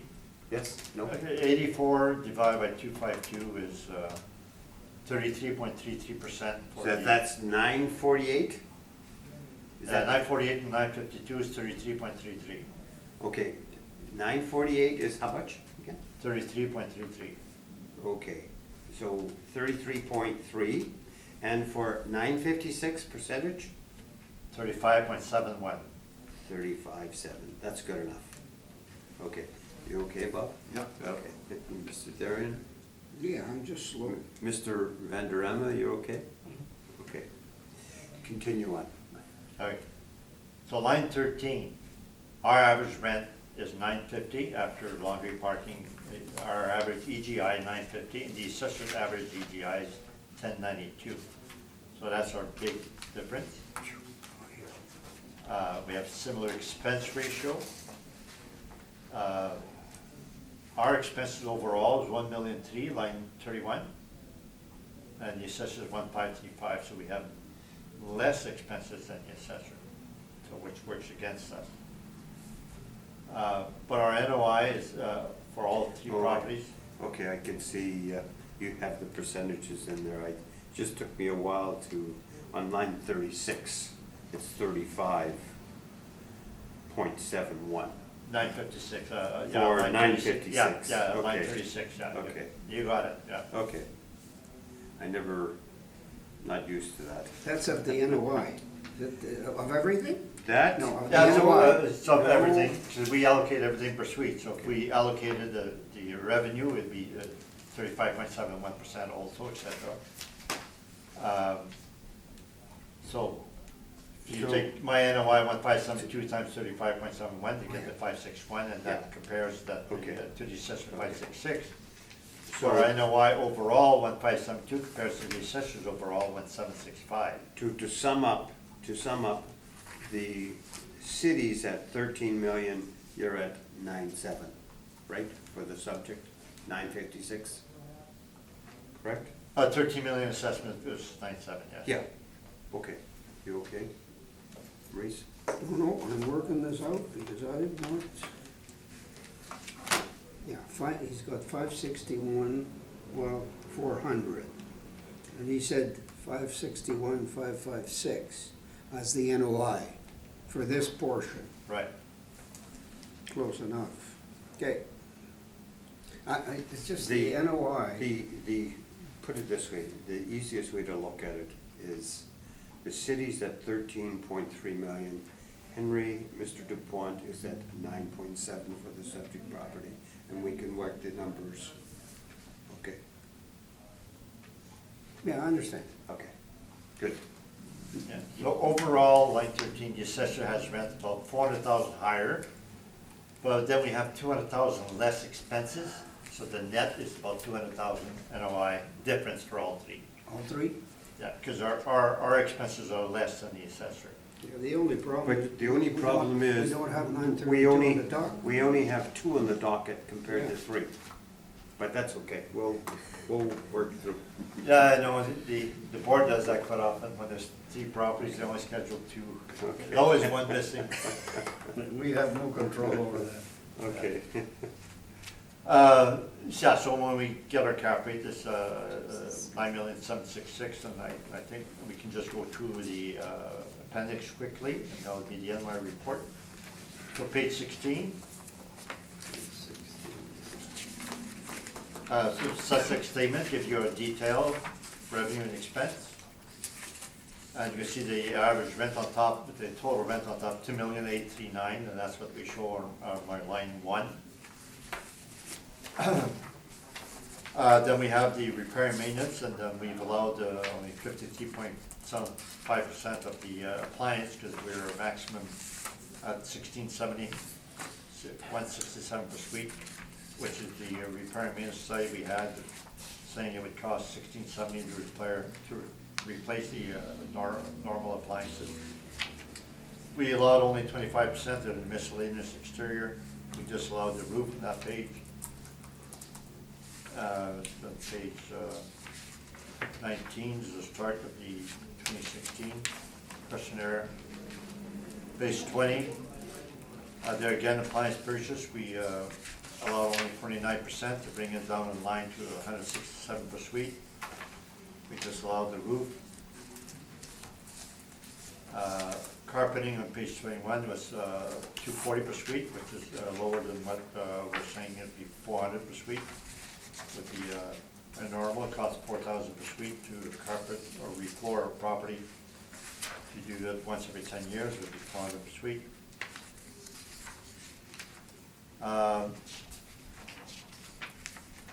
2015 starts at page 23. There again, we kept the appliances at 167 per suite maximum, so we use 79%. That's all we disallowed on that year in 2014. On page 26, we allowed only 25% of miscellaneous exterior. The flooring was only 172 per suite, was on the low side. Then the last page doesn't show that we disallowed anything. So our statements we get from Sussex are quite detailed. It makes it easy for us to remove what we think to be capital expenditures. So line page 7, our repair maintenance is relatively low at 1206 per suite. That's my report. I thank you. Mr. Van der Remme, questions? No questions for now, Mr. Chair.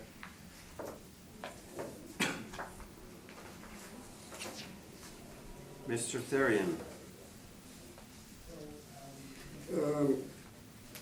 Are you able to tell us what the NOI is, the difference of 948 and 956, because we don't have 932? You gave us a 200,000 difference for the three.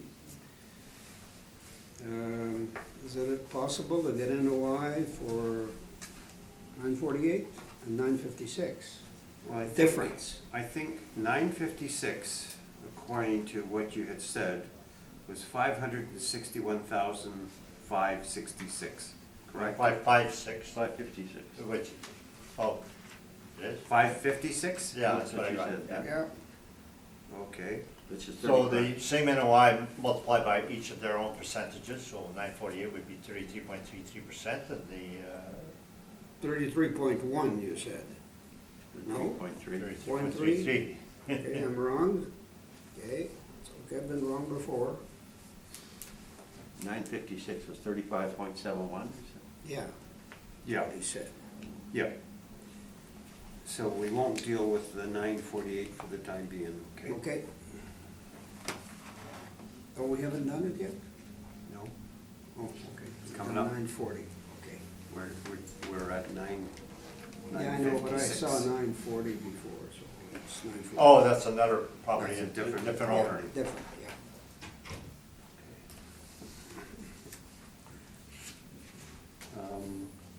Mr. Therian, questions of Mr. Dupont? No, but he's sure not making it easy for us. That's all I can say. Henry? I've had You're more taxing our- complicated than that. Yeah, but we've got to sort this out in a.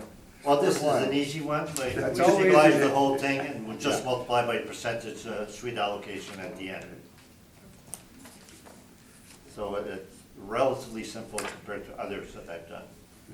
Okay, Mr. Upton? Well, that's, on that net operating income, you've got 1765722 for the three buildings? For the three buildings? What figure are you talking Your about? line number 33? Line 33, line 572, 548? For the three buildings, oh, Yeah, so if you want to figure out, the subject stabilized is 1572, is that what the number you're using? And And that's for all three properties, and 1572. 35% of that, And 35.71% of that is 561,556. okay. It sure would have been simpler, Henry, you give us one line for this building, applying the 35 or percent, whatever you do. And you did the same for every line, you did the same percentage for every line? We could have allocated each one individually, but Yeah. now we're doing an overall stabilization. And you're doing 35%, 35.71 for every line on this page, we have to apply 35.71. If you wanted to know what insurance was or what the Yeah, right. professional fees were. Okay. but if you want to know the NOI, you do 35.71%. Correct. Exactly. Yeah, but to get there, it's 35.71 of each of those items, Yes, so. okay. yes. Yeah, but you Anyway. don't really need to know each item stabilized. You know the overall, and there's no particular reason why you would need to know the, each one individually. Are they all the same year built? I don't know, I'd have to, 1986, it says, This one, yeah. I don't know about the other. Anyway, the other one's built 1985, so they're, it's close. that's Okay, cool. we'll, Okay, fair enough, we'll figure it out.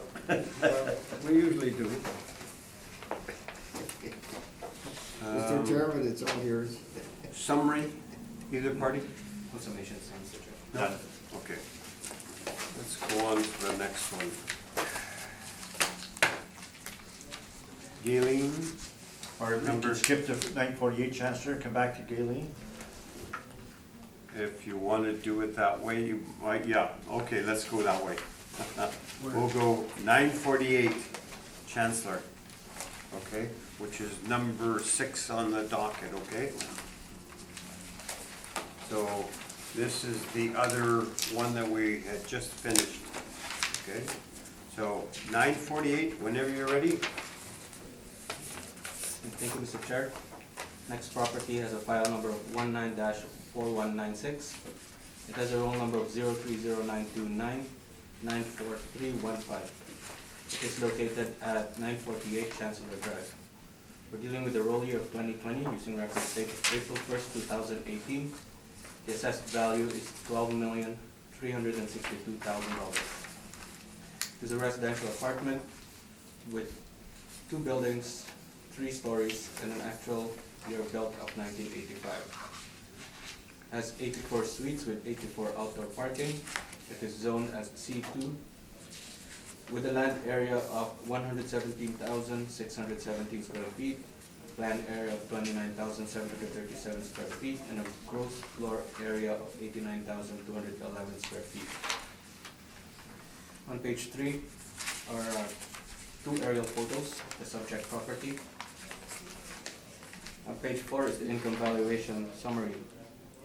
The property has 84 units with an average monthly rent per unit of $1,174.76.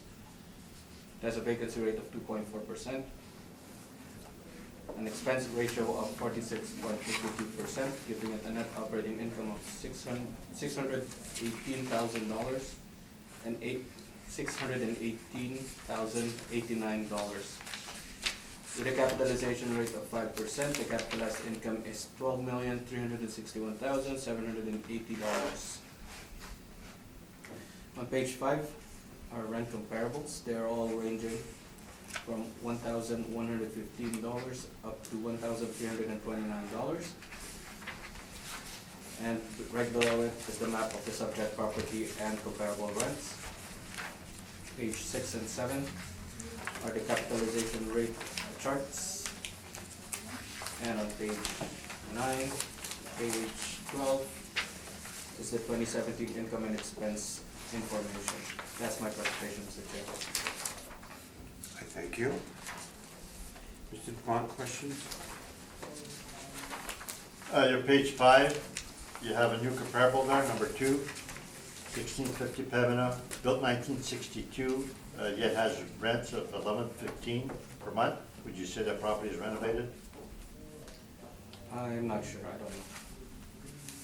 Call question? Thank you. Thank you. Mr. Therian? No questions, thank you. Mr. Upton? No, none for me, thanks. None for me either, so Mr. Dupont, the floor is yours. I'd like to refer you to my repair maintenance study, page 1. Go ahead. So property built 1985-86, which would be index number 8. The average repair maintenance there is 8 properties at $1,626, and the average rent is $992. So it's not $1,100, $1,200 that the assessor has, it's $992.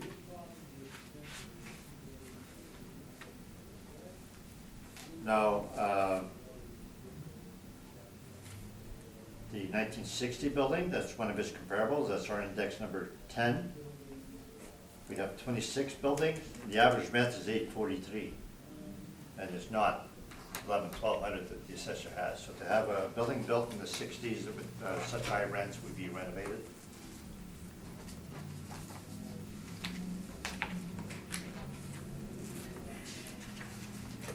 So our repair maintenance study got 82 properties, and we can get some good idea of market rents also from that. Then we have this CMHC rents on top. Shows what these rents are. So the subject rents that the assessor has is higher than those properties we have in our repair maintenance study. Page 7. It's the same as the previous property. They have the same stabilization. And then the line 36 multiplied by 33.33%. You get the value. And you want the NOI. 572,548 times 33.33%. 5%, so 524,130.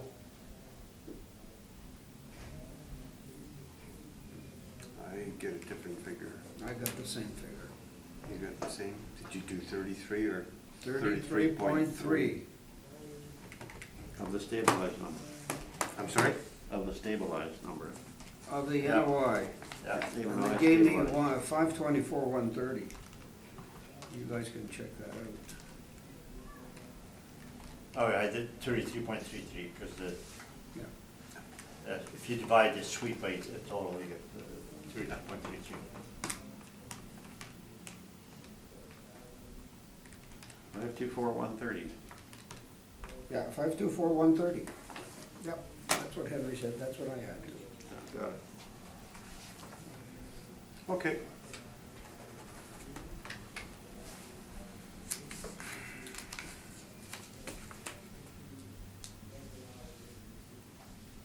Anything more, Mr. DuPont? No, that's it, that's my report. Mr. Vanderema, questions? No questions, Mr. Chair. Mr. Therian? No questions. Mr. Upton?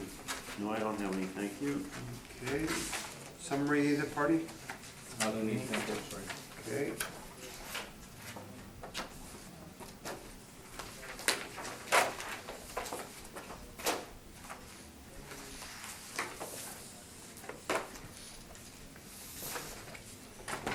Okay, we'll go back to Galen Place, number 26. So, Mr. Vanderema, whenever you're ready. Thank you, Mr. Chair. The next one is a file number of 19-4799. That's the roll number of 0306430930. It is located at 26 Galen Place. We're dealing with the roll year of 2020 using reference date of April 1st, 2018. The assessed value is $10,211,000. It is a residential apartment with one building and 6 stories. It has an actual year built of 1976 with 88 suites and 88 outdoor parking.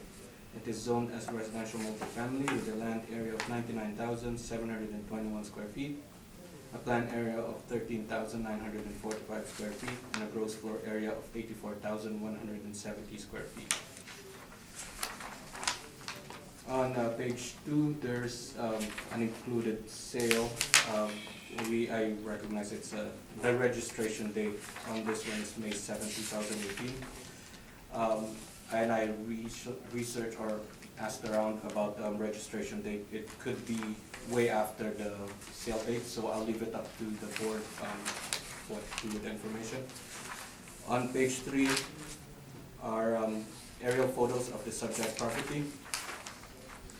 On page 4 is an income valuation summary. It has 88 units with average monthly rent per unit of $1,005.19. It has a vacancy rate of 2.4%, an expense ratio of 50.72%, giving it a net operating income of $510,543.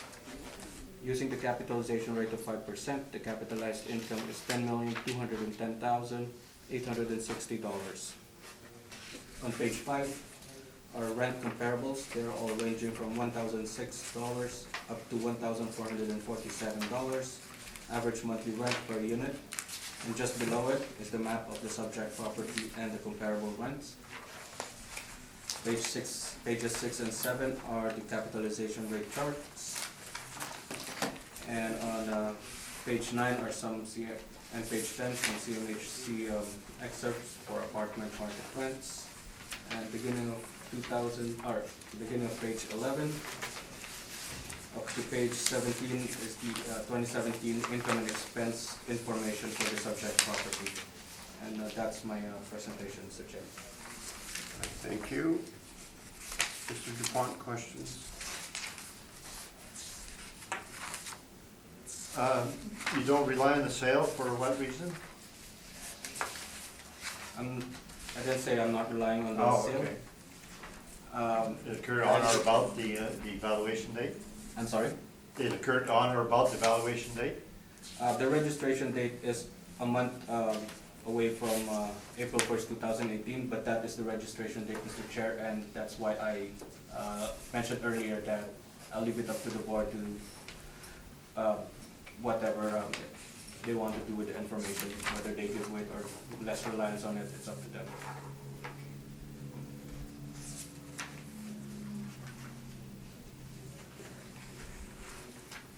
Mr. DePont, are you finished questions? Yes, yes. Okay. Thank you. Mr. Therian?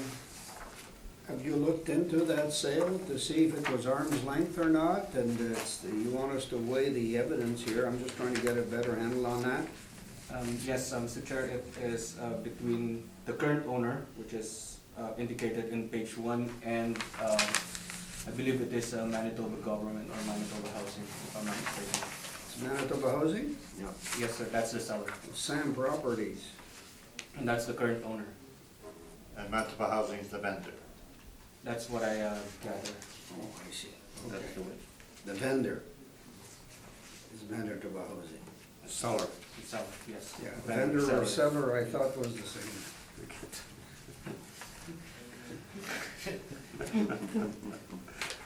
They found out. Found out, it's all, found out, Mr. Merritt.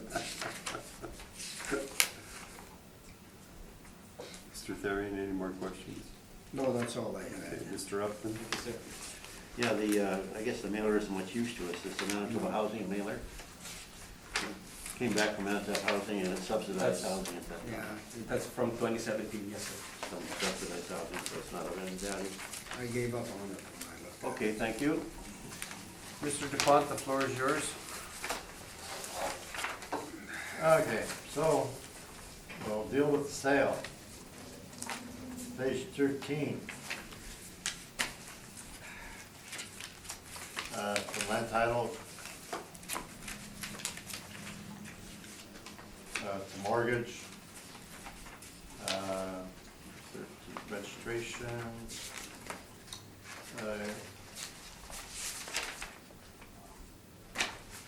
page 12, I guess, is the part's most important. So Manitoba Housing, it says statement of adjustments, Manitoba Housing sold to Sam Properties. They sold 3 properties, and they showed the allocation sale price for each one. So today we're dealing with 26 Galen, 11,100,000. And I showed the total for all 3, 29,830,000. Then they had a capital allowance credit to the purchaser, so they took off 2,700,000 off the sell price to do capital allowance to these properties that are required that. They also gave a forgivable loan of 7,400,000, so when it's forgivable, you don't have to pay it back. And usually these forgivable loans are some like 5 years, and if you don't resell for profit, the loan is forgiven. So therefore, you got 10 million off the 29 million sell price, which is 34.1%. I did do the calculations, but here it is.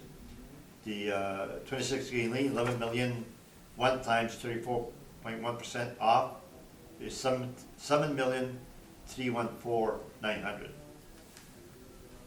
So that's the price paid for this property after capital allowance and forgivable loan,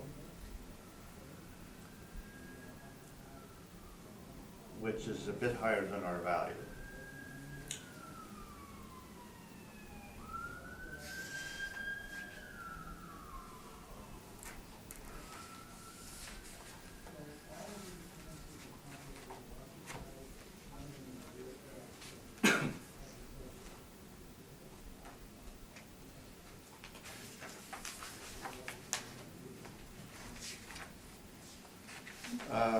So if I can go to page 1, it's the photo aerial map, page 2. The map shows where it is, and Fort Garry there, south of Bishop Grandin.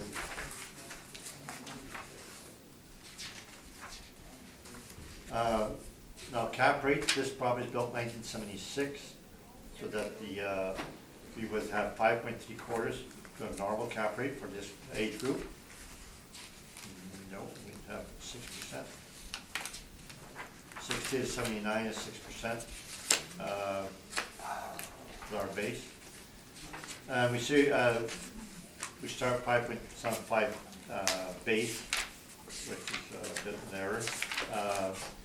Then we add 1% to account for added risk of a premium of 0.5% with no property-specific reserve fund, typical for non-profit properties, budget housing, low-income tenancy, premium 5% for basic finishes, small suite sizes, limited parking. Page 7.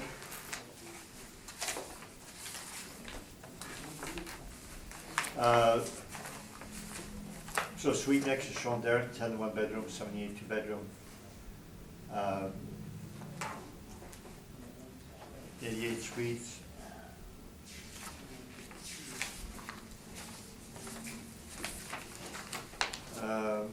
Gross floor area that the assessor has 956 per suite, which is not that small. I guess it's relatively average.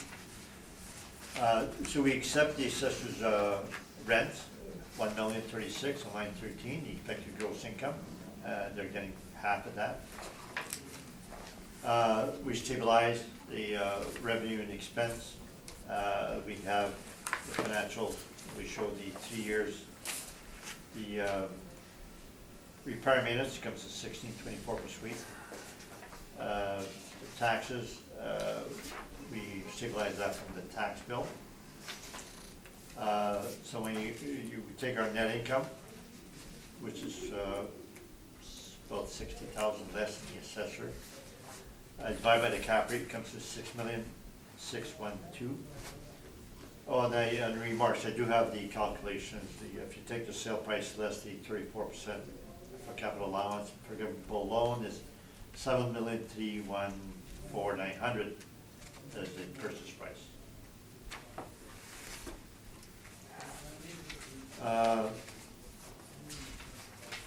Appendix, it's hard, but I'll make you go through it really quick. Page 16. You have a breakdown here for April 30th, 2018 from Sam. And we've allowed certain items at 50%, interior common area, painting, we've allowed only 78% to bring it to a maximum of 175 per suite.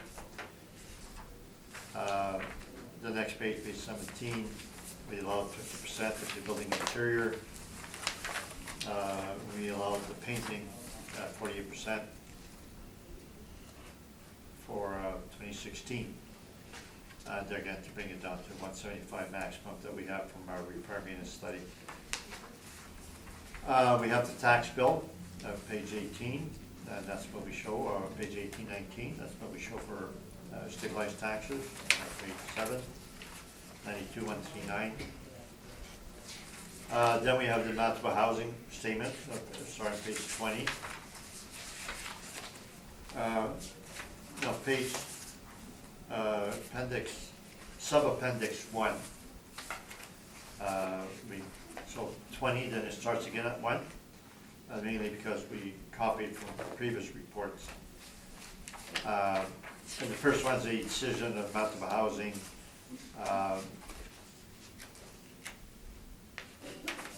It says at the bottom of the page, June 7th, 2002. So page 5, the agent refers to subject property as being low-grade residential investment, construction as budget housing. And page 8, it essentially says 9.5 cap rate, then the agent uses 11.5. They refer to the appraisal journal saying low investment grade properties warrant a higher yield and cap rate. And it says the last paragraph, added risk is several factors, high operating expense ratio, low net income stream. And it can be volatile revenue and expense, so that's page 9. The board said that they went 10.5 cap rate, so they went halfway, so 1% premium. Then the next decision, page 12, is another property. Similar argument. The assessors use 9.5, page 14. Page 17, the agent used 11%, 1.5 premium. And the board used 11%, 1.5 premium. Following that, I have a bunch of decisions from the board revision for 2018, where the board gave us large premium on many marital housing properties. That was an argument that we had. So the board agreed with us many times. I don't want to go through each one of them, but it's an argument that we used before, and the board has agreed. A lot of it to do with the two decisions from each board, saying these type of properties, low-grade properties, should have a higher cap rate. So that would be my report. Thank you. Thank you. Questions of the applicant? Yeah, just to clarify, so the potential market growth rents was based on our model-derived gross rent? Yes. And so goes with the vacancy of 2.4%, correct? I'm not sure what you said there. Oh, and even the vacancy percentage of 2.4% is also from our model-derived parameter. Right, and so the average rent is 1,005 per suite, which is relatively high, but we've accepted the rents to start with. Okay. And you didn't agree with the expenses, you have higher percentage, correct? 56.3 compared to our model 50.7%?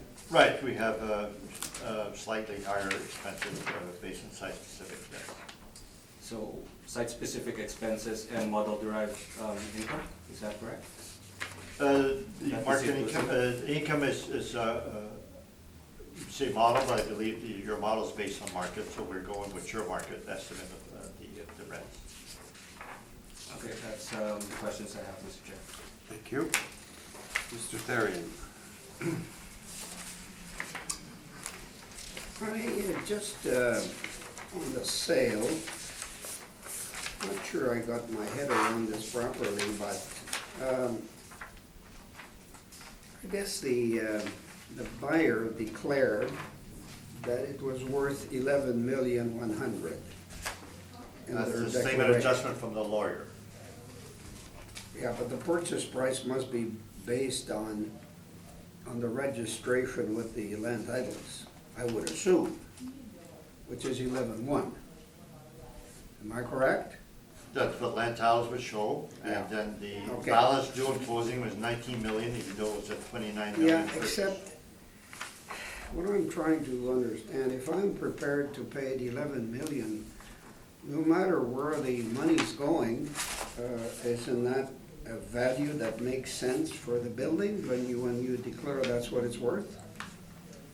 Absolutely not. Whenever we have a sale that has a mortgage take back from a vendor, that affects the value. That's all in the appraisal manual. If you have capital allowance credits, we'll give you 2.7 million to spend on the repair and maintenance or capital that is required. That's money you're not paying. You're putting 11 million as your face, but you're not paying 2.7 million, and you're not paying 7.5 million. So they would not have bought at the 11 million if they would not have had 10 million in credit. So to me, credit is very simple. You have to allow the credit. Okay, and we're on page, okay, I'll get back to your workup now. Always, well, you're pretty good, you're always on page 7 for the workup. Yeah. Most of the time, yes. Yeah, so, income is the same. Expenses are quite a bit higher. Look at this here.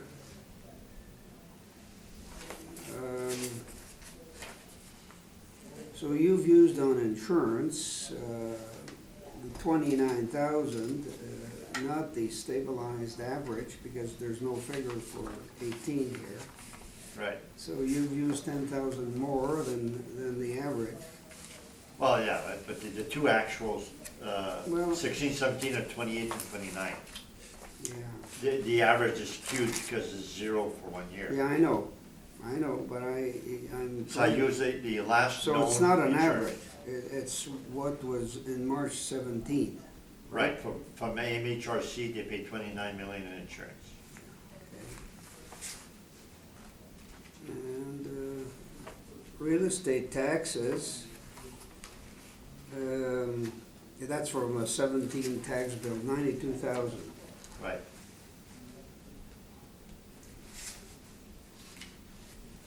Okay, that's fine, thank you. Well, thank you. Mr. Upton? Normally, I think rentable housing buildings of this description are not kept in very good condition, is that correct? That's correct. Usually It's they're very low. risky to buy any property from them. They're in very low maintenance, repair work. They don't Right. do a lot of work on them. And the capital expenditures have been lagging, and so therefore, when you buy something like this, you would have problems, and that's why I guess they looked at it and they said, we'll give you credits for the capital allowance 2.7. You're still taking a big risk because you could be ended up more than 2.7 million in the capital allowance. So the maintenance per suite was 1624 you've got here. That's why I stabilized the repair maintenance for those 3 years. Okay, I think I'm okay, thank you. Okay. I have no questions. Summation, either party? No summation, sums. Okay. None for me. Okay, then we'll go to 50 South Park Drive. Mr. Vanderama, the floor is yours.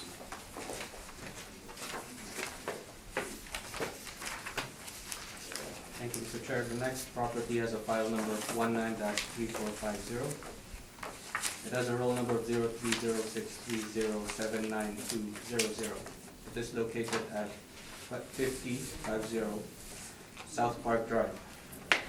It has a roll number, or it has a roll year. We're dealing with the roll year of 2020 using reference date of April 1st, 2018.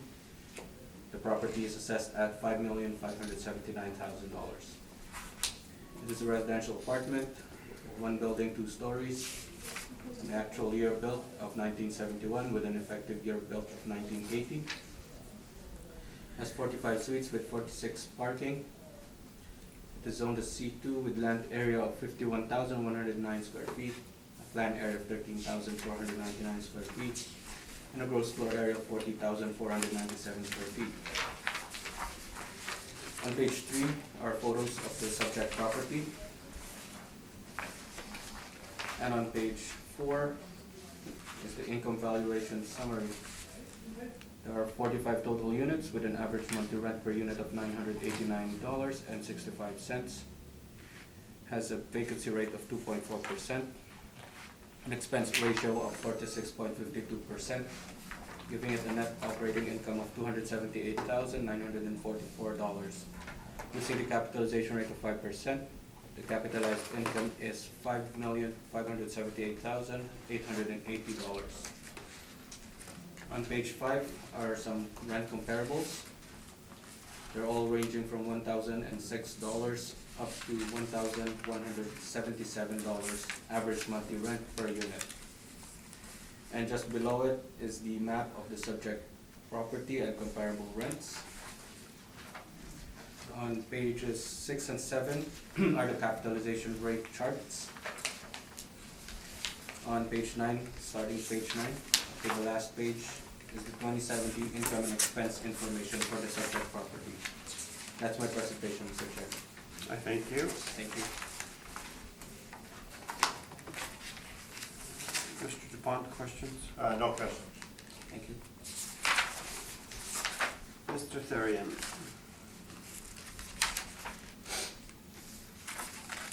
So did you look at the mailer at all? Because I'm not sure I got the right, the NOI you have on page 4 is 279. And, Yes. Yes, that's correct. yeah, now, okay, there's, I haven't worked out that figure on expenses, I'm trying to look at the income here.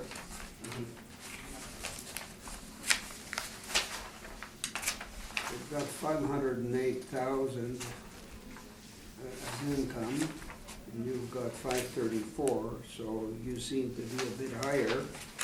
Yes, that's correct. It's a model derived income that we have on page 4. Okay. Well, there's only a difference of $3,000 for NOI, Well, I haven't looked at the other. okay? Yeah, in the end, it's not much different. Okay, well, no, it's because I haven't cheated. I Okay. haven't looked at the other one yet. I'm sorry, Mr. Chairman. That's okay. So, that's what I was looking at. Okay, well, you got the answer already, I'll stop my question. Because I haven't looked at the other. I'm sorry to do that.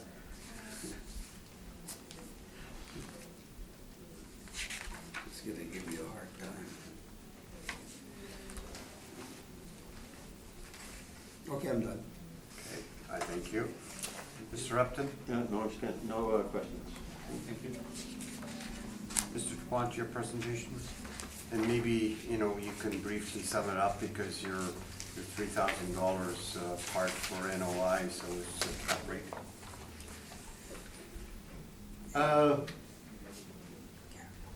The page 7, the remark says renovated, so it has been renovated. It was built 1971, top in the middle. Actual year built 1971. Effective year built, according to the assessors, 1980. Yeah, he shows the same things, actual and effective.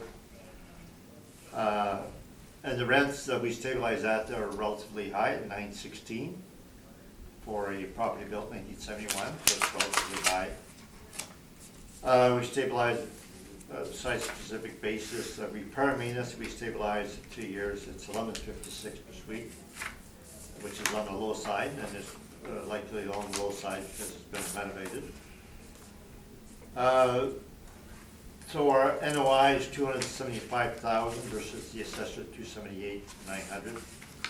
So we're very, very close. So we're similar. So the difference is cap rate. We go 5 3/4 for. So we recognize, I believe the page 6, 1980 to 97, we go 5.75, so we recognize the assessor's effective year. We do have information in the back, we have photos of the page 24, etc. Of the fact it says it's renovated, it's completely renovated, suites, etc., and they give you photos, etc.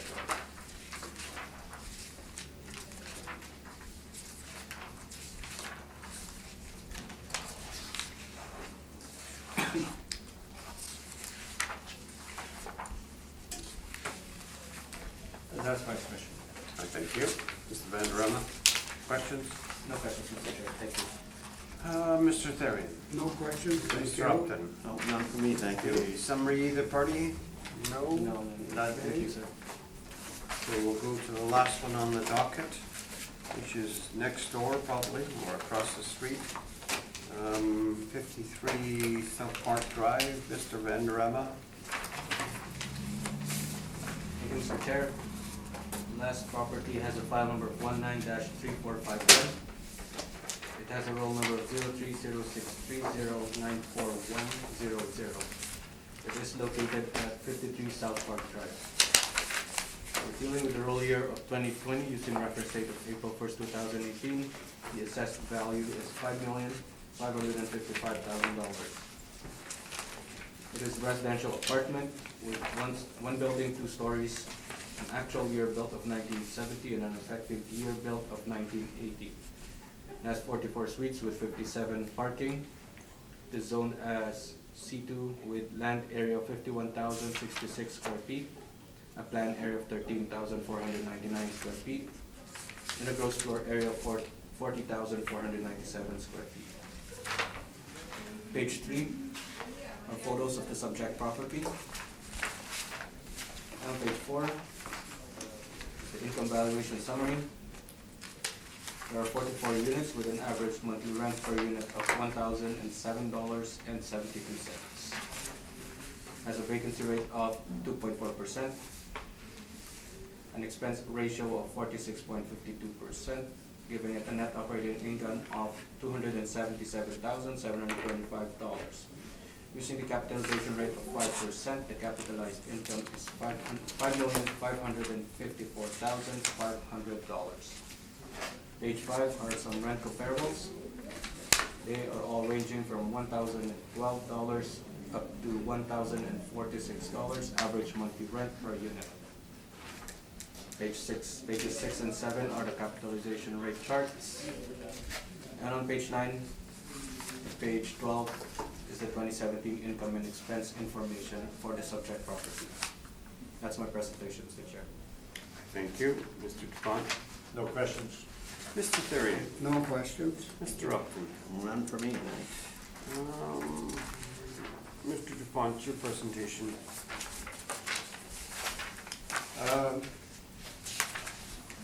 If you go to page 7, line 3, we stabilize the actual rent after discount is $9.32 per suite. Built actual 1971, effective age 1980. We accept the assessor's effective age. So our cap rate is only 5.75 versus 6 if you were 1971. Line 27, repair and maintenance, we stabilize it very low, $8.95 per suite. And that's based on site specific, so therefore we go with that. Remarks at the bottom, it says rehab 2010, 2011. And the prior property would have been renovated at the same time. There was 4 properties. They were all renovated within a year or two of each other. So our net income is actually a bit higher than the assessor. So it's cap rate dispute only. And the photo is actually the page 20, where it says renovated. The address is 50/70. That's for 4 apartments. So this ad is for all 4 apartments, not for this one specifically, but for the 4 walk-ups along South Park. So cap rate only, and that's my submission. Thank you. Mr. Azarama? Questions? No questions, Mr. Chair. Thank you. Mr. Therian? No questions, thank you. Mr. Upton? None for me, thanks. Summary, either party? None at the moment. Okay, Thank I you. think that concludes our hearing. So, Mr. Dupont, thank you for your presentation and results very soon. Mr. Vanderama, thank you. Thank you.